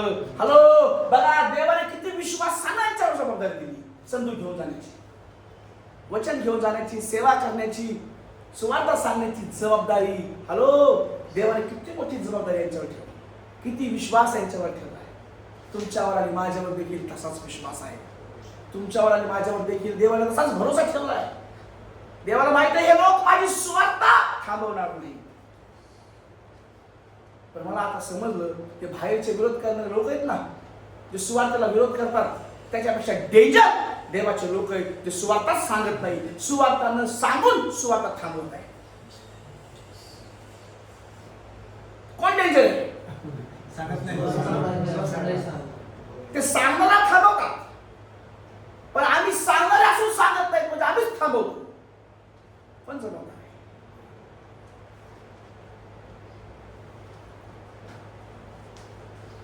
बरोबर की नाही? कोण सुवार्ता थांबवतोय? भारतातली सुवार्ता विरोधकांना नाही थांबवली, विश्वासकारण्याच थांबवली, कारण त्यांनी सांगितली नाही. देवाने यांच्यावर भरोसा ठेवला. गेले 2000 वर्ष झालं देव आमच्या भारतीय लोकांवर विश्वास ठेवत आहे. माझी सुवार्ता घेऊन चालते. हे जन्मतात, मोठे होतात, 70-80 वर्ष जातात, मरतात, दुसरे जन्माला येतात, ते बाळक होतात, 70-80 वर्ष जातात, ते मरतात, पिढ्यानपिढ्या चालूच आहे. पण सुवार्ता काय भारतात पोहोचवली? मोठ्या जबाबदारीनं, मोठ्या विश्वासानं देवाने आमच्या खांद्यावर जबाबदारी दिली.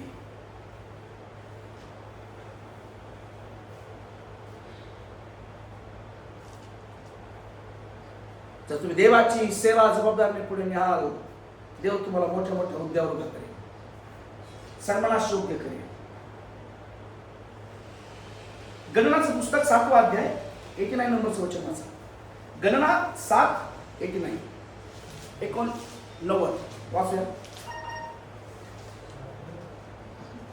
गणना गिनती 7वा अध्याय.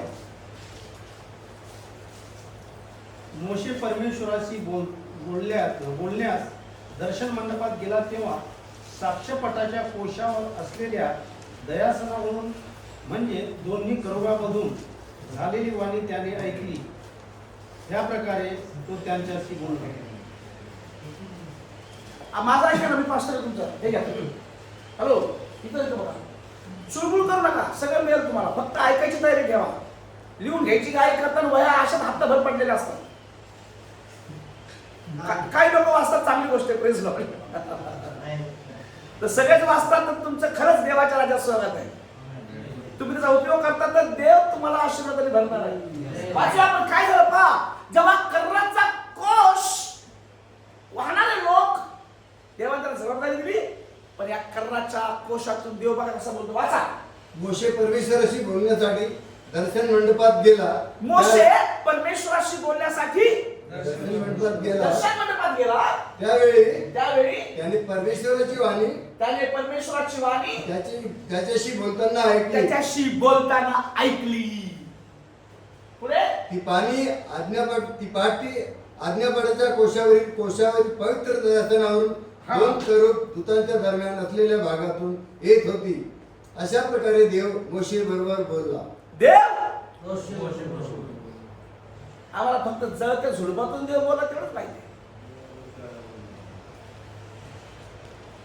पण देव कशातून बोलला? कोशातून. जो कर्णाचा कोश घेऊन जात होते तो त्याचा जिवंत देव होता, बोलणारा देव होता. हॅलो, देवा मुंबईचं तारण कर. आमेन. 12 मुंबईची प्रार्थना असते. त्या कर्णाच्या कोशातून कोण बोललं? कोण बोललं? कोण बोललं? राकेश भाई कोण बोललं? किससे बोला? कर्णाचा कोश ज्याच्या समोर आहे त्याचे देव बोले. त्याच्या समोर देवाचं वचन आहे त्याला देव बोले. आता देव का तुम्हाला फोन नाही करणार. लय लोक हुशार. आमचा फोन नंबर काय आहे? इरमाया 33 तेवढंच पाठ केलं ते.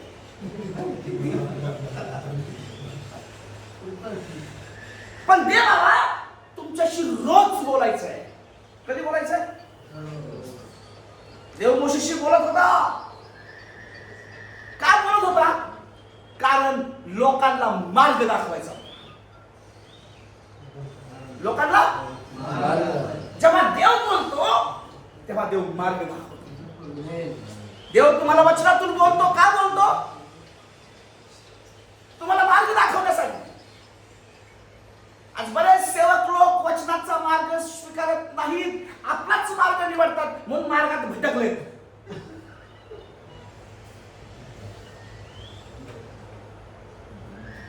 आणि गाणं म्हणतात राहो में काटे अगर रो. अरे प्रभूने त्याला फॉलो करत असताना काय तेरा गुन्हा आहे. तुझ्या गुन्हाला काट्याचा मार्ग आला असेल.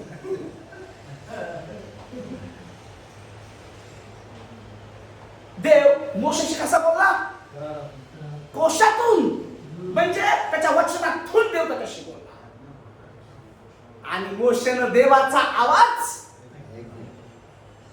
देवाच्या सेवकांनो, ज्याला देवाचा वचनाचा आवाज ऐकायला येत नाही,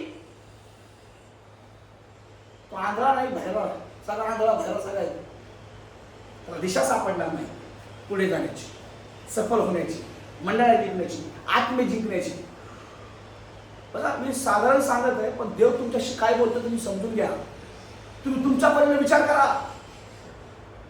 जर देव मोशेला त्या वचनातून बोलतोय, त्या कर्णाच्या कोशातून बोलतोय, तर आज तुम्ही आणि मी मोशेच्या जागेवर आहोत. देव आम्हाला कुठून बोलेल? आणि तुमचा माझा बायबल कुठे आहे? बरेच लोक घरी बायबल विसरून आले. मोबाईल आहे ना? नाही, आपण नाही हो, बाहेरचं सांगतो मी. चर्चला येतात लोक, हात आलो गेलो, बायबल कुठे? मोबाईल नाही ना. देवाला बोलायचंय, कुठून बोलायचंय? दुसरा मार्ग नाहीये. आता डायरेक्ट वचनातून मार्ग आहे, संदेशातून मार्ग आहे.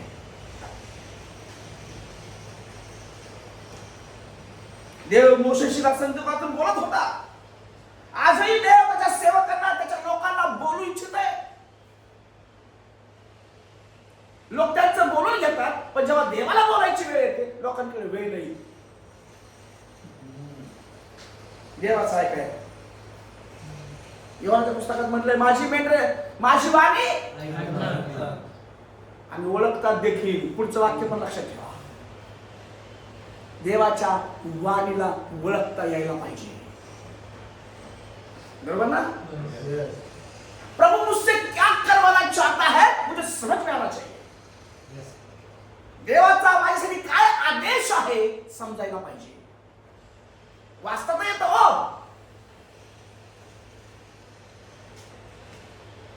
आम्हाला वाचता येतं, पण देवाला आम्हाला काय सांगायचंय जर त्याचा अर्थच समजला नाही ना, लक्षात ठेवा. आम्ही देवाच्या सांगण्याला महत्व देत नाही, त्याचा अर्थ असा होतो.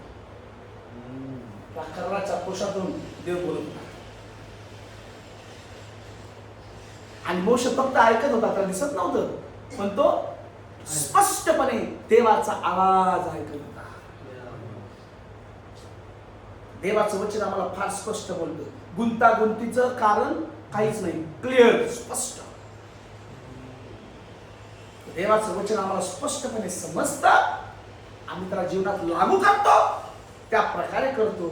ते वचन आमच्यासाठी आशीर्वादाचं आहे, आम्हाला दिशा दाखवणार आहे, मार्ग दाखवणार आहे.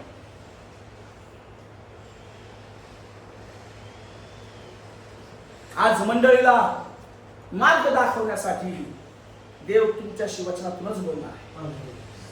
बऱ्याचदा आम्ही ऐकतो जनाचे आणि करतो मनाचे. तुम्ही करा वटवट, आम्ही आहोत निमरगट, काही उपयोग नाही. कितना भी सिखाओ, या ऐसाच वागते, ऐसा ही चलते. आमचा अनुभव आहे, आपला सगळ्यांचा अनुभव. मंडळीला किती काही शिकवा, ते त्यांच्यासारखंच वागतात. आणि म्हणून जीवनात उन्नती नाही, बदल नाही, प्रगती नाही. मंडळीला योग्य दिशा दाखवण्यासाठी देव त्याच्या वचनातून मंडळीला बोलतो. पण किती लोकांना समजतच नाही, देव बोलतो का नुसता पाळत बोलतो. लोक देवाचा आवाज ऐकत नाही, म्हणून त्यांना आत्मिक मार्ग कळत नाही. मोशे त्या कोशाजवळ जायचा देवाचा आवाज ऐकण्यासाठी. आपण किती जण देवाचा आवाज ऐकण्यासाठी देवाजवळ बसतो? देवाजवळ जायला पाहिजे ना. बरेच लोक म्हणतात, देवा बोल ना, रस्त्यावर उभं राहून बाबाला किती वेळा, रस्त्यावर नाही, तुम्हाला देवाच्या जवळ जावं लागेल. हाच देव तुमच्याशी माझ्याशी, बरोबर की नाही? मोशे कुठे जायचा? निवास मंडपात, त्या कर्णाच्या कोशाजवळ, डोंगरावर, बियाशीच्या. समजून घ्या, आता डोंगर नाहीये, आता वचन आहे. काय? वचनात जा.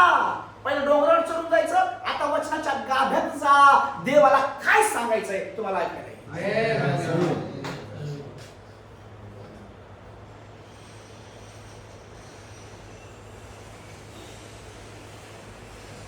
देवाचं वचन ऐकायसाठी जायचं तुम्हाला आणि मला. जे मंडळीत लोक देवाचं वचन ऐकायला येतात ना, राकेश पास्टर उनके जीवन में उन्नति होती है. जो वचन सुनने के लिए खाली नाचने के लिए आते ना, वो सालों साल भिकारी रहते. त्यांची कंबर दुखायची कधीच बंद नाही होणार. त्यांच्या घरातला दुष्काळ कधीच जाणार नाही. कशाला येतात चर्चला ते? नाचायला फक्त बस. समजतं? लोकांना एन्जॉय पाहिजे. तिकडे बारमध्ये जाऊन बसण्यापेक्षा तमाशात जाऊन बसणं हे बरं आहे ना, आहे की नाही? तसंच केलं लोकांनी चर्चला. एंटरटेनमेंट. त्यांना देव कधीच आशीर्वाद देत नाही, कधीच त्यांचा बदल होत नाही, कधीच त्यांच्या जीवनात प्रगती होत नाही. पण जे वचनासाठी येतात, तुम्हीच बघा तुमच्या मंडळीतले लोक जे वचनाला घेतात ना, त्यांच्या जीवनात काय बदल आहे तुम्हाला अनुभव असेल. लोग परमेश्वर उनके सोचों में बदल करता है, उनके कामों में बदल करता है. लोकांची प्रगती होताना दिसते, कारण ते वचनाला ऐकायला येतात आणि वचन घेऊन जातात. मोशे देवाचं वचन ऐकायला यायचा. मोशे देवाचं वचन ऐकायला यायचा. तुम्ही आणि मी काय मोशेपेक्षा मोठे आहेत काय? हॅलो, कोण आहे का इथं? आम्ही का नाही का लक्ष देत नाही? देवाचं वचन आम्ही ऐकतो, आमच्या मंडळीनं ऐकायला पाहिजे. देव काय सांगतो ते लोकांना सांगण्यासाठी, देवाचा मार्ग करण्यासाठी देवाने हॅलो तुम्हाला आणि मला बोलवलंय.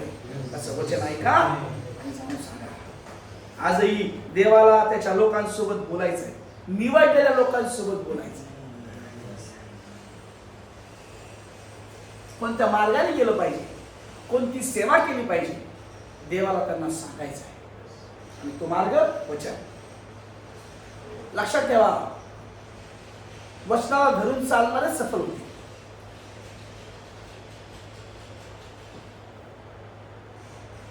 जो देवाचं ऐकतो तोच इतरांवर देवाचा प्रभाव पाडतो.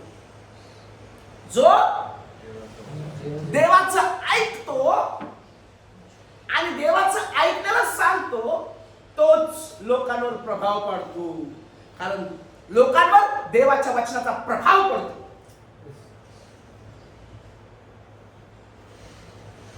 निर्गम 33:13 वाचा. निर्गम 33:13. निर्गमाचं पुस्तक 33 नंबरचा अध्याय 13 नंबरचं वचन. बघा मोशे काय बोलतो देवाला. बघा, आता माझ्यावर तुझी कृपादृष्टी असल्यास तुझे मार्ग मला दाखव, म्हणजे मला तुझी ओळख पटेल आणि त्यामुळे तुझी कृपादृष्टी माझ्यावर होईल. हे राष्ट्र तुझी प्रजा आहे हे लक्षात घे. हॅलो ऐका, मला माहित नाही किती लोकांना समजलं. पुन्हा एक लक्षात घ्या. लिहून दिलं बघ सचिन. अय भाऊ ऐका काय लिहिलंय. आता माझ्यावर तुझी कृपादृष्टी असल्यास हा तुझे मार्ग मला दाखव. आलो बस. कोण म्हणतोय? कोणाशी बोलतोय? काय बोलतोय? देवा मी तुझ्या जवळ आलोय, मला आता तुझे मार्ग दाखव. वाच वाच. म्हणजे मला तुझी ओळख पटेल. हॅलो ऐका, आणि त्यामुळे तुझी कृपादृष्टी माझ्यावर होईल. किती लोकांना असं वाटतं देवाची कृपादृष्टी माझ्यावर व्हायला पाहिजे. मग काय करायला पाहिजे? देवाचा मार्ग. येशू ख्रिस्त म्हणतो मीच मार्ग सत्य जीवन आहे.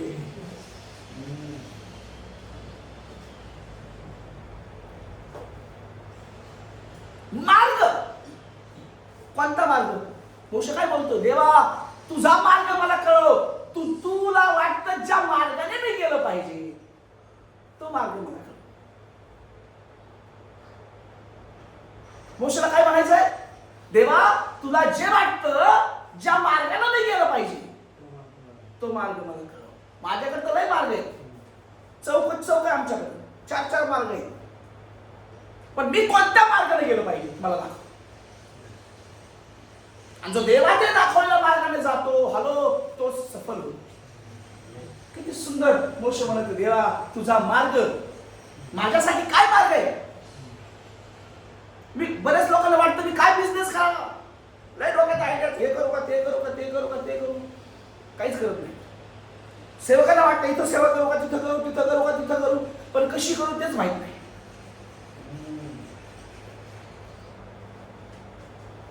देवाच्या मार्गानंच जाणारा माणूस सफल होऊ शकतो. आमच्या मार्गाने आम्ही खूप सेवा करतो. आमच्याकडे नाही मार्ग सेवा करायची, लय स्ट्रॅटेजी आहे. एक गेलं की एक आहेच आमच्याकडे, एक बाय झालं की दुसरं आहेच. आता लय शॉर्टकट आलंय, नुसती लाईन मारली पुढे गेले की पास आहे की नाही, लय शॉर्टकट झालं आता. आमचे मार्ग योग्य नाही. मोशे म्हणतो, देवा मी कोणत्या मार्गाने गेला पाहिजे असं तुला वाटतं, तोच मार्ग मला दाखव.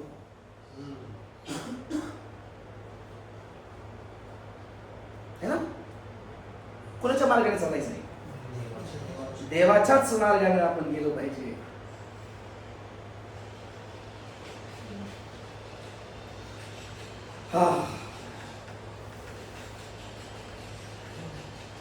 Praise the Lord. मोशे म्हणतो, देवा तुझे मार्ग मला दाखव, म्हणजे मी तुला अजून ओळखेल, तुझी कृपा मला मिळेल.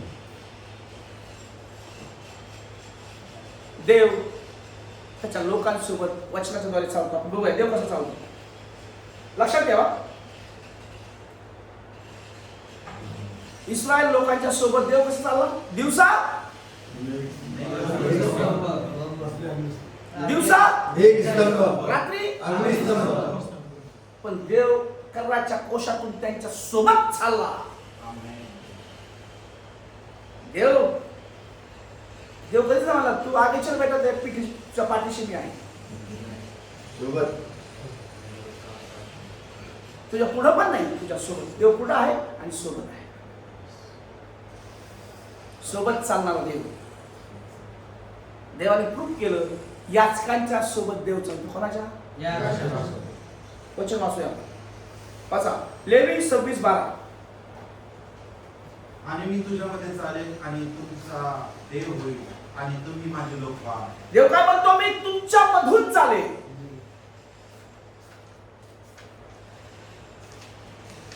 जो वचनाप्रमाणे चालतो देव त्याच्यातून चालतो. देव कोणातून चालतो? आमच्या मार्गाने.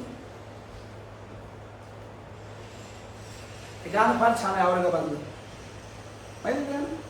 वचनाप्रमाणे तुम्हाला चालव, वचनाप्रमाणे तुम्हाला शिकव, बुद्धी दे मला वचन समजायला, चालेल मी तुझ्याच मार्गाला.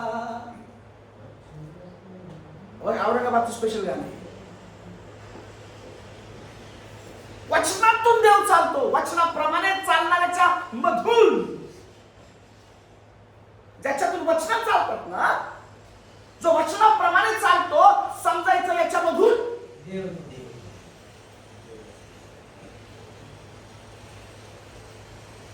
जो वचनाप्रमाणे चालत नाही त्याच्यातून देव चालत नाही. तुम्हाला स्वतःला आपल्या सगळ्या प्रश्न विचारायचा आहे, देव माझ्यातून चालतो का? 13-21 वाचा. आणि त्यांना मार्ग दाखवण्यासाठी परमेश्वर दिवसा मेघस्तंभ आणि रात्री अग्निस्तंभात त्याच्या पुढे चालत असे. जो देवासोबत त्याच्यासोबत देव चालतो ना, दिवसा सूर्याची रात्री चंद्राची त्याला बाधा होणार नाही. देव धन बनवून त्याच्यासोबत चालेल, सावली, आणि रात्री त्याला अंधारात चालू देणार नाही. हॅलो, अंधारात लोक बॅटरी का घेतात माहिती आहे? खेच लागू नये, रस्ता भटकू नये, काटे टोचू नये, काही अपघात होऊ नये, क्लिअर दिसावं म्हणून लोक टॉर्च घेतात. आमचा टॉर्च, आमचा प्रकाश, आमचा उजेड जो वचनाप्रमाणे चालतो ना, त्याला मार्ग दाखवायचं काम पण देव करतो. अनुवाद 31:8 वाच. काय लिहिलंय? परमेश्वर स्वतः तुमच्या पुढे चालेल हा, आणि तुमच्या बरोबर आहे. तो तुम्हाला कधी सोडणार नाही आणि तुम्हाला टाकणारही नाही. वचनाप्रमाणे चालता देव म्हणतो तुला कधी सोडणार नाही. म्हणजे टाकणार. न छोडेगा येशू तुझको ना छोडेगा. ज्याच्यात वचन आहे ना, स्थिती कोणती असो, देव तुम्हाला एकटं सोडणार नाही. हर स्थिती में संग रहेगा. किती महत्वाचं आहे ना वचन. कर्णाचा घोष आमच्यात असला पाहिजे. निर्गम 29:45. आणि मी इस्रायल लोकांमध्ये राहील आणि त्याचा देव होईल. इस्रायल लोकांमध्ये राहील. आणि त्यांचा देव देव आम्हाला प्रूफ करेल. देवाला ना देव आहे दाखवायला फार आवडतं. देवाला देवाचं देव पण दाखवायला. खूप आवडतं. मग देव कसं दाखवतो? तुम्ही प्रार्थना केली, त्याचा अटॅक बघा. विनोद भाऊने मला साक्षी सांगितली, रिक्षा चालवताना एक माणसाला अटॅक आला, तो खाली पडला. एक माणूस त्यांच्या काळाला म्हणतो अरे लेवेचा पडला दवाखान्यात गेलो. ते म्हणजे नेऊया. मग दोघांनी रिक्षा टाकताना छातीवर हात ठेवून प्रार्थना केली. दवाखान्यात गेलं, स्ट्रेचर येईपर्यंत त्यांनी हात ठेवून प्रार्थना केली. सुंद झालेल्या माणसानं पाय हलवले, बोट हलवले. Praise the Lord. मग समजतं? देव तो देव आहे तुमच्यातून दाखवाय. तर तुमच्यात वचन असतील तर.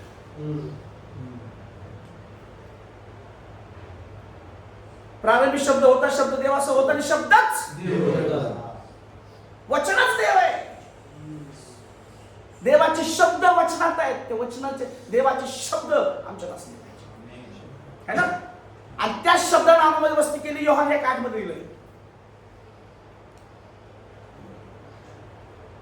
तो देव आहे तुमच्यातून दाखवेल. तुम्हाला पण दाख दिसेल खरंच देव माझ्यासोबत. 23:14. कारण तुमचा देव परमेश्वर तुमचे रक्षण करण्यासाठी आणि तुमच्या शत्रूंना तुमच्या हाती देण्यासाठी तुमच्या छावणीत फिरतो. देव वचनातून आमच्यासोबत का भेटतो? का देव आमच्यासोबत आहे? आमचं रक्षण करण्यासाठी. हालेलुया. किती मोठी गोष्ट आहे. लोकांना बॉडीगार्ड ठेवावे लागतात, ते उडतात धुमधाम. देव आमच्या सोबत आहे आमचं रक्षण करण्यासाठी. एक उदाहरण फार छान आहे. एक मुलगी विमानात होती, तुम्ही ऐकलं असेल ते उदाहरण. आणि विमानामध्ये बिघाड झाला. सगळे लोक ओरडायला लागले, सीट बेल्ट लावत होते, ऑक्सिजन लावत होते. एक मुलगी मस्त व्हिडिओ गेम खेळत होती मग याच्यामध्ये विमानामध्ये. थोड्या वेळाने विमान शांत झालं. तो बाजूला बसलेला माणूस म्हणतो बाळा तू घाबरली का नाहीस? सगळे ओरडत होते, धावपळ करत होते, काय होईल देवाची प्रार्थना करत होते, पण तू शांत गेम खेळत होतीस. ती काय बोलली माहिती काय? मला माहिती आहे माझा बाप पायलट आहे, प्लेन चालवतोय, मला काय होऊ देणार नाही. जो प्लेन चालवतो ना तो माझा बाप आहे पायलट. आणि माझ्यामुळे तर तुमच्या सगळ्यांना वाचवी. तुमचा आणि माझा देव आमचं रक्षण करण्यासाठी आमच्या सोबत आहे. बोला येशू मसीह की जय.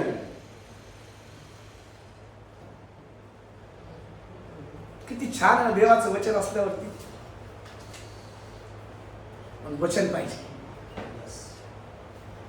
आणि देवानं वचन देण्यासाठी, वाहून नेण्यासाठी याचकांना निवडले, तुम्हाला मला निवडले. देवाच्या लोकांच्या सोबत चालतो. का मला देवाला याचकांना निवडलं? वचन वाचूया आपण. वाचा. पहिली गोष्ट निर्गम 31:11-14 वाचा. त्याच्यात नाही बायबल मध्ये वाचा. निर्गम 32:11-14. निर्गमाचं पुस्तक 32वा अध्याय. तेव्हा मोशे आपला देव परमेश्वर याची काकळूत करून म्हणाला, हे परमेश्वरा, तू आपल्या लोकांना महान सामर्थ्याने व भुजबलाने मिस्र देशातून बाहेर आणलेस. त्यांच्यावर तुझा कोप का भडकावा? त्यांना डोंगरामध्ये मारून टाकावे आणि पृथ्वीवरून त्यांचा नाश करावा म्हणून त्यांना मिस्र देशातून त्याने दुष्ट हेतूने बाहेर आणले असे मिस्री लोकांना का बोलावे?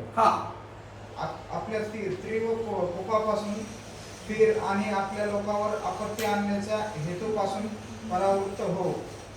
तुझे दास अब्राहम, इसाहाक व इस्रायल यांची आठवण कर.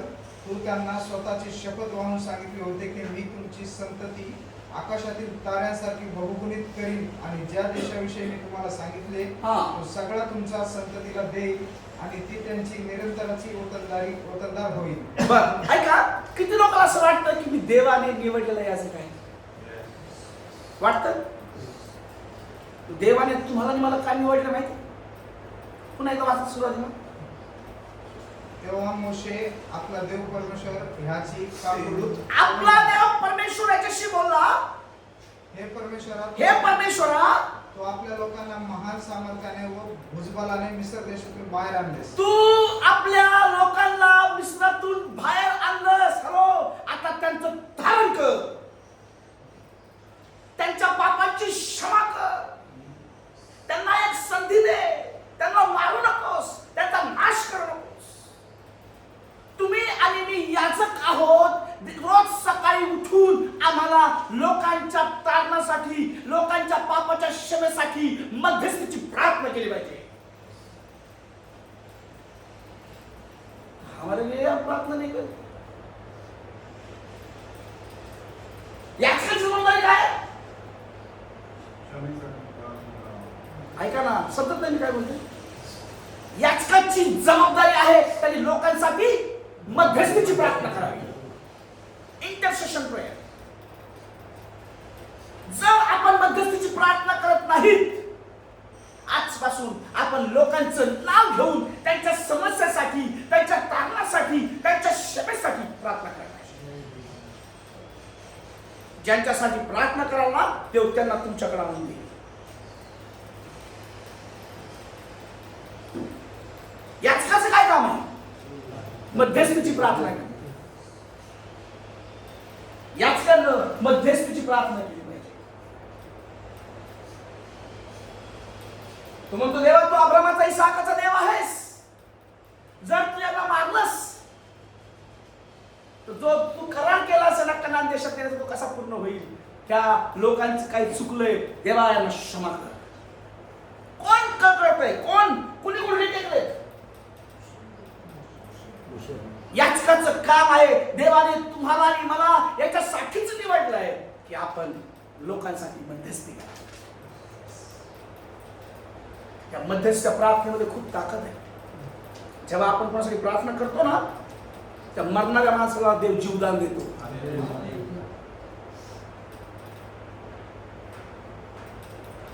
निर्गम 32, 31 आणि 32 वाचा. मोशे परमेश्वराकडे परत जाऊन म्हणाला, हा, हाय हाय, ह्या लोकांनी घोर पातक केले आहे. हा. त्यांनी आपल्यासाठी सोन्याचे देव बनवले. तरी आता तू त्यांना पातकाची क्षमा करशील तर, आणि न करशील तर तू लिहिलेल्या पुस्तकातून मला काढून टाक. हॅलो, काय देवाचा सेवक आहे? काय म्हणतो? देवा, या लोकांनी तर पातक केलं, पण जर तू यांना क्षमा करणार नसलास ना, माझं नाव ते जीवनाच्या पुस्तकात दिलंस ना, खोडून टाक.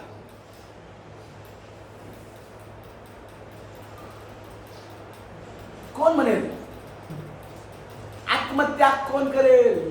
हे मेले तर जाऊ दे, मी काय माझं वाटलं करून देऊ? तू त्याला देख. आपण काय म्हणतो, तुझ्या गुन्ह्यामुळे फसला असतो, त्याच्या गुन्ह्यामुळे तो नरकात गेलाय, बोलणार की नाही?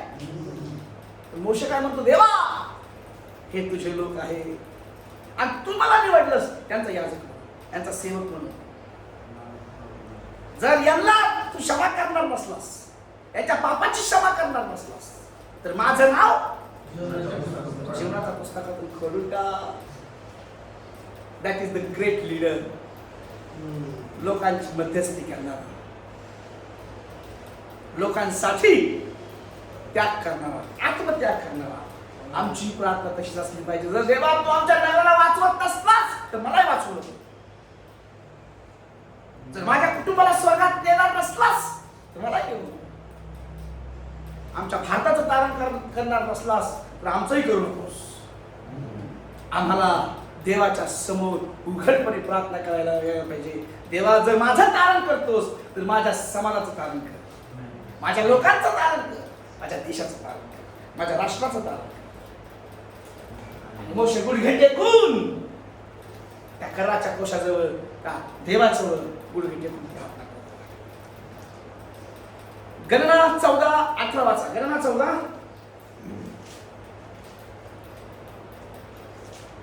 गणनाचं पुस्तक 14वा अध्याय 18 ते 20. पहा मोशेने कशी प्रार्थना केली. परमेश्वर मंद क्रोध, दयेचा सागर, अन्याय व अपराध यांची क्षमा करणारा, हा पण अपराधी जणांची मुळीच गया न करणारा असा आहे. हा तो वडिलांच्या अन्यायाबद्दल पुत्रांचा 3ऱ्या व 4थ्या पिढीपर्यंतही समाचार घेतो. तुझ्या थोर दयेनुसार मिस्र देशातून येतपर्यंत जशी तू या लोकांना क्षमा केलीस, तशी यावेळीही त्यांच्या अन्यायाची क्षमा कर असे मी तुला विनवतो. कोण बोलतोय असं? काय बोलतो देवा? तू यांना यांच्या अन्यायाची क्षमा कर. आम्ही अधर्माच्या क्षमेसाठी मध्यस्थी करणारे लोक असलो पाहिजे. लोकांच्या पापाची क्षमा मिळवून देण्यासाठी मध्यस्थीची प्रार्थना करणारे लोक आम्ही असलो पाहिजे. अनुवाद 33-29 काय लिहिलं वाचा.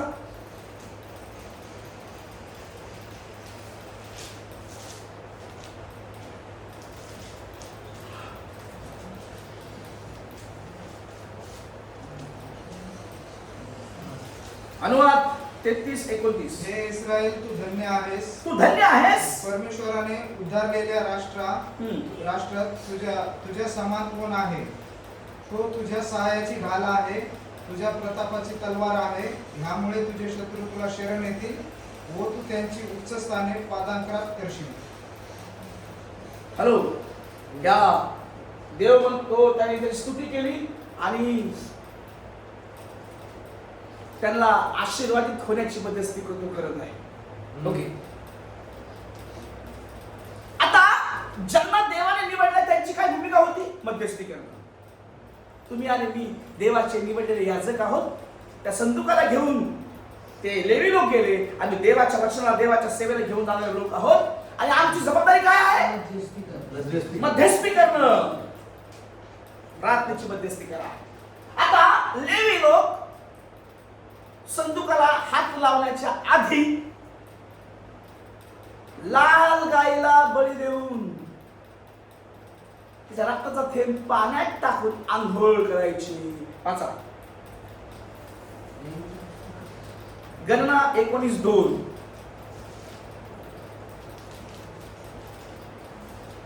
परमेश्वराने दिलेल्या नियमाचा विधी हा इस्रायल लोकांना सांग की निर्दोष व अव्यंग आणि जिच्यावर अद्याप जो ठेवले नाही अशी एक तांबड्या रंगाची कालवड माझ्याकडे घेऊन या.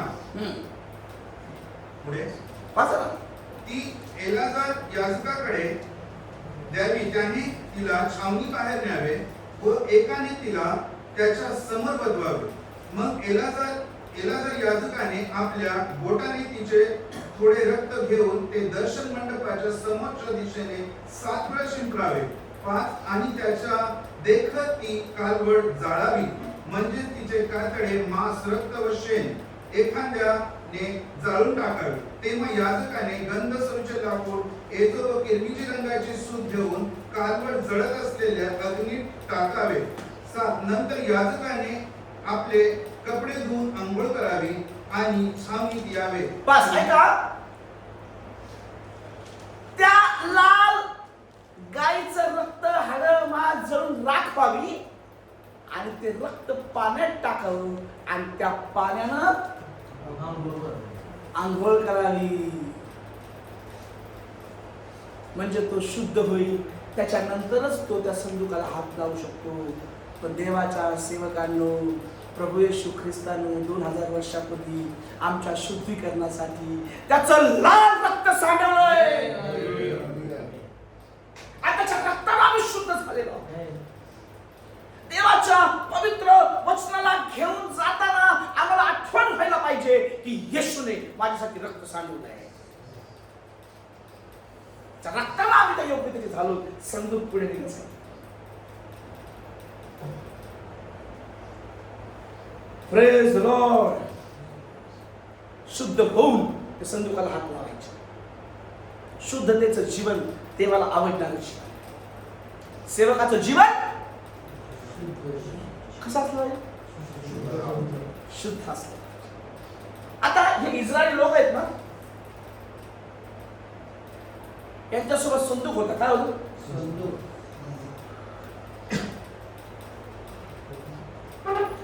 काय होतं? जेव्हा जेव्हा युद्ध व्हायचं हे संदुकाला घेऊन जायचे आणि युद्ध जिंकायचे. एक दिवस बलिष्ठ लोकांनी यांच्यावर हल्ला केला. आपण वाचूया पहिले शमूएल 4.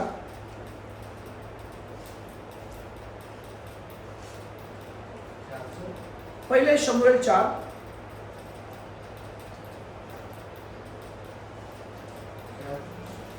वाचा. 4 अध्याय करा, पहिल्यापासून वाचा. शमूएलाची ही हकीकत सर्व इस्रायलात पसरली. ह्यानंतर इस्रायल लोक फलिस्त्याशी लढण्यास निघाले. त्यांनी एबत एजर येथे तळ दिला आणि फलिस्त्यांनी अफेक येथे तळ दिला. फलिस्त्यांनी इस्रायलशी सामना करण्यासाठी तेव्हा व्यूहरचना केली. लढाईस तोंड लागून फलिस्त्यांच्या पुढे इस्रायल लोक पराभव पावले. हॅलो, ऐका. आता इस्रायल लोक कसे जिंकायचे? कोशामुळे. युद्ध असलं की कोश घेऊन जायचे आणि जिंकायचे. युद्ध असलं की कोश घेऊन जायचे आणि युद्ध आलं की कोश घेऊन जायचे आणि बिंदास राहायचे. त्यांना माहिती होतं आम्हाला लढायची गरज नाही. कोश आमच्या सोबत आहे ना, आम्ही जिंकणारच. पण ह्या वेळेस त्यांना फटका पडला. फलिस्ती लोक जेव्हा तिथं आले तेव्हा यांनी कोश आणला आणि कोशासमोर मोठ्याने ओरडले. फलिस्ती लोक घाबरले, पण त्यांना कळालं यांच्याजवळ काहीतरी आहे. आणि इस्रायल लोकांनी दाखवलं आमच्याकडे जादूचा संदूक आहे. जब तक हमारे पास है हम जीतेंगे, कोई भी आगे. ह्या इस्रायल लोकांनी देवाच्या संदूकाचा चुकीचा उपयोग केला आणि म्हणून हरले. काय केलं त्यांनी? त्या संदूकाला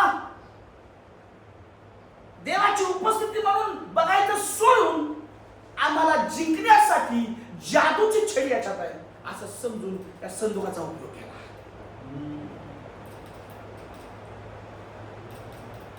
लक्षात घ्या, ध्यान से सुनो भैया. हम भी याजक है. बरेच लोक देवाचा उपयोग स्वतःच्या फायद्यासाठी करत आहेत. कशासाठी करत आहेत? स्वतःच्या फायद्यासाठी. या लोकांनी संदुकाचा उपयोग केला.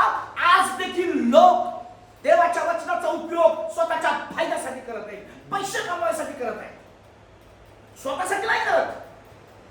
मला काहीतरी मिळावं, माझं जीवन बदलावं म्हणून नाही, फायदा व्हावा म्हणून.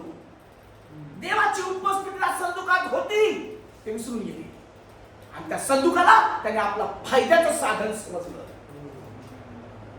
आज अनेक सेवक देवाच्या वचनाला पोट भरायचं साधन समजतात. त्यांना वाटतं मी देवाचं वचन ऐकलं, कुठे जाऊन शिकवलं, कुठे जाऊन सांगितलं, मला धन मिळेल, मला पैसे मिळेल. हॅलो, तीच गोष्ट ह्या लोकांनी केली. स्वतःला लागू करून घेण्यापेक्षा त्याने लोकांना शिकवण्याला महत्व दिलं. त्यांनी दाखवायचा प्रयत्न केला आमच्याकडे जादू आहे, आम्ही जे वचन सांगतो ते लय भारी आहे, माझं ऐका आणि मला हिरो करा आणि मला पैसे द्या. आज बऱ्याच लोकांना, बऱ्याच सेवकांना लक्षात घ्या, अनेक सेवकाला वचन सांगायला बोलवायचं तर किंमत द्यावी लागते. देवाचं वचन आम्हाला फुकट मिळालंय, फुकट द्यावं. बरेच लोक देवाच्या वचनाला विकत आहेत. काय करतात? त्यांना असं वाटतं मी एखादा संदेश ऐकला, तयार केला, सांगितलं की मला दान मिळेल, इथून दान मिळेल, तिथून दान मिळेल, तिथून दान मिळेल. लोक चुकीचा उपयोग या संदुकाचा करत होते. आज देखील अनेक देवाचे सेवक देवाच्या वचनाचा चुकीचा उपयोग करत आहे.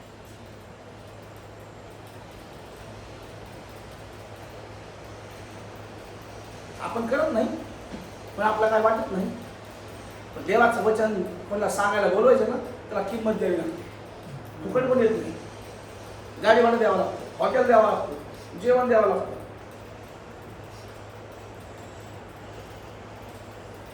आजही अनेक देवाचे सेवक आपल्या जीवनात देवाचं वचन आपल्या जीवनातून दाखवायच्या ऐवजी नुसतं ऐकून शिकवायचं काम करताय. बघा आम्ही किती शहाणपणा करतो, मला किती ज्ञान आहे, मी किती हुशार आहे, मला किती बायबलची माहिती आहे. याचं काहीच नसतं, कुठून तरी आणलेलं असतं, पण हा आपला भेट झाला. लोकांसमोर फुगिरी हुशारी, आम्ही किती ज्ञानी आहोत लोक दाखवायचा प्रयत्न करत आहेत. देवाच्या वचनाचा स्वतःच्या फायद्यासाठी, इन्कमसाठी उपयोग करत आहे. हा फुगीरपणा सोडून द्या. पहिले देवाचं वचन स्वतःच्या जीवनात लागू करा, दिसू द्या, कसं वागा. जेव्हा तुम्ही जी गोष्ट तुम्ही अप्लाय केली आणि मग शिकवायला लागाल, ऑटोमॅटिक त्याचा प्रभाव पडणार.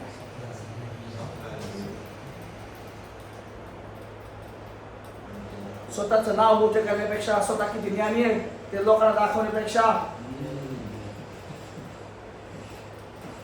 देवाचं वचन किती महत्वाचं आहे, किती मौल्यवान आहे, आम्हाला ते दाखवलं पाहिजे. त्या लोकांमध्ये त्या संदुकाचा चुकीचा उपयोग केला. देवाचं वचन पोट भरायचं साधन करू नका, स्वतःची वाहवा करण्यासाठी वापरू नका.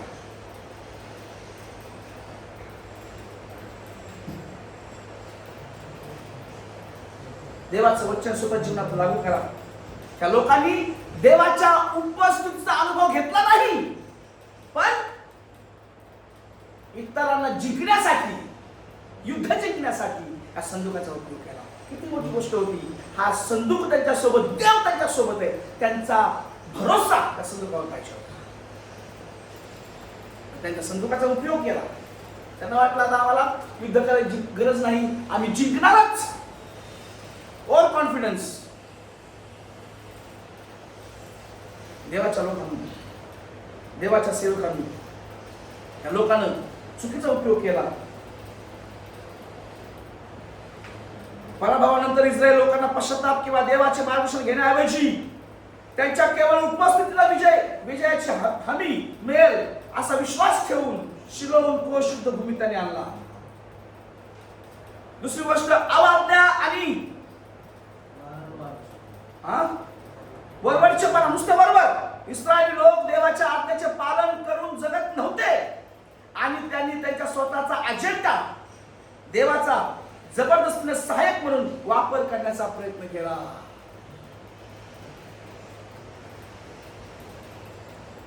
काय केलं रे? देवाचा उपयोग करणाऱ्या लोकांनी, आज फार महत्वाची गोष्ट आहे, देव त्याच्या सेवकाचा उपयोग करतो का सेवक देवाचा उपयोग करतो? देवाच्या नावानं पोट भरणारे लोक खूप आहेत, है की नाही? किसके नाम से पेट भर रहे?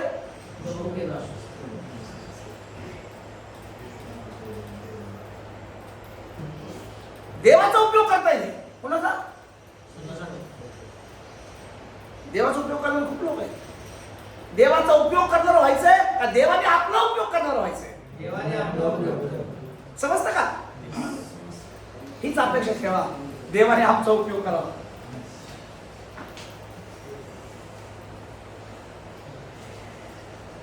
कारण इस्रायल लोकांमध्ये गर्व आला. काय आलं? अभी हमें किस बात की कमी नहीं होगी, संदूक हमारे पास. त्यांना वाटते की ह्या जादूच्या संदूकाने आम्ही सहज सगळं जिंकू शकतो. आज बऱ्याच लोकांना वाटतं मी जो संदेश सांगतो तो फार चांगला आहे. चांगला संदेश सांगणाऱ्या लोकांना फार गर्व आहे. काय? मी शिकवतो ते कोणच शिकू शकत नाही. हा गर्व इस्रायल लोकांमध्ये होता. आमच्याकडे जे आहे, जे देवाचं वचन आमच्याकडे आहे, जे संदूक आमच्याकडे आहे, आम्ही काही करू शकतो, आम्ही कोणालाही जिंकू शकतो, ह्याच भ्रमात ते होते.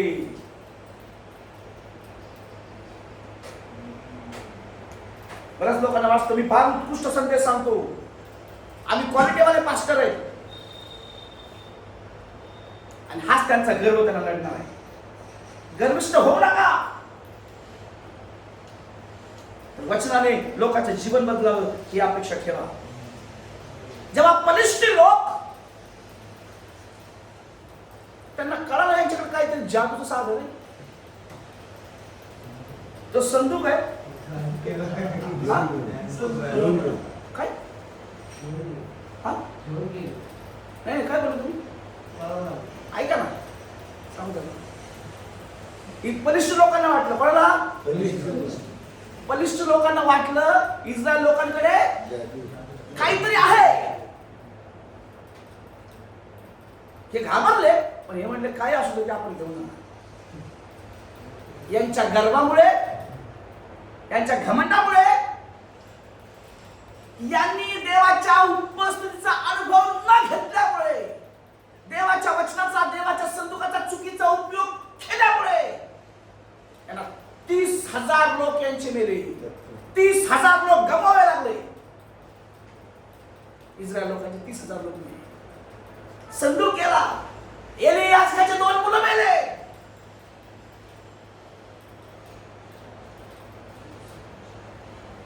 गमावं लागलं. देवाचा वचनाचा तुम्ही गर्व कराल, मला शिकवता येतं, मी लय शहाणा, गमावं लागेल तुम्हाला काहीतरी. वचन देवाचं आहे, आमचं नाही. आम्ही फक्त वाहून नेणारे लोक आहोत. देवाच्या वचनाला पोट भरायचं असेल तर कामाला जा, बिगर कामाला जा, हाऊसकीपिंगच्या कामाला जा, कोणत्याही कामाला जा. देवाचा वचन लोकांचं जीवन बदलण्यासाठीच उपयोगात आणा. जर स्वतःच्या फायद्यासाठी उपयोगात आणाल तर सेवा करून आपला काही उपयोग नाही. आपण देवाच्या वचनाचा, देवाच्या योजनेनं लोकांच्या तारणासाठी उपयोग करावा. नाही तर काही उपयोग होणार नाही. जर तुम्ही देवाच्या वचनाचा चुकीचा उपयोग केला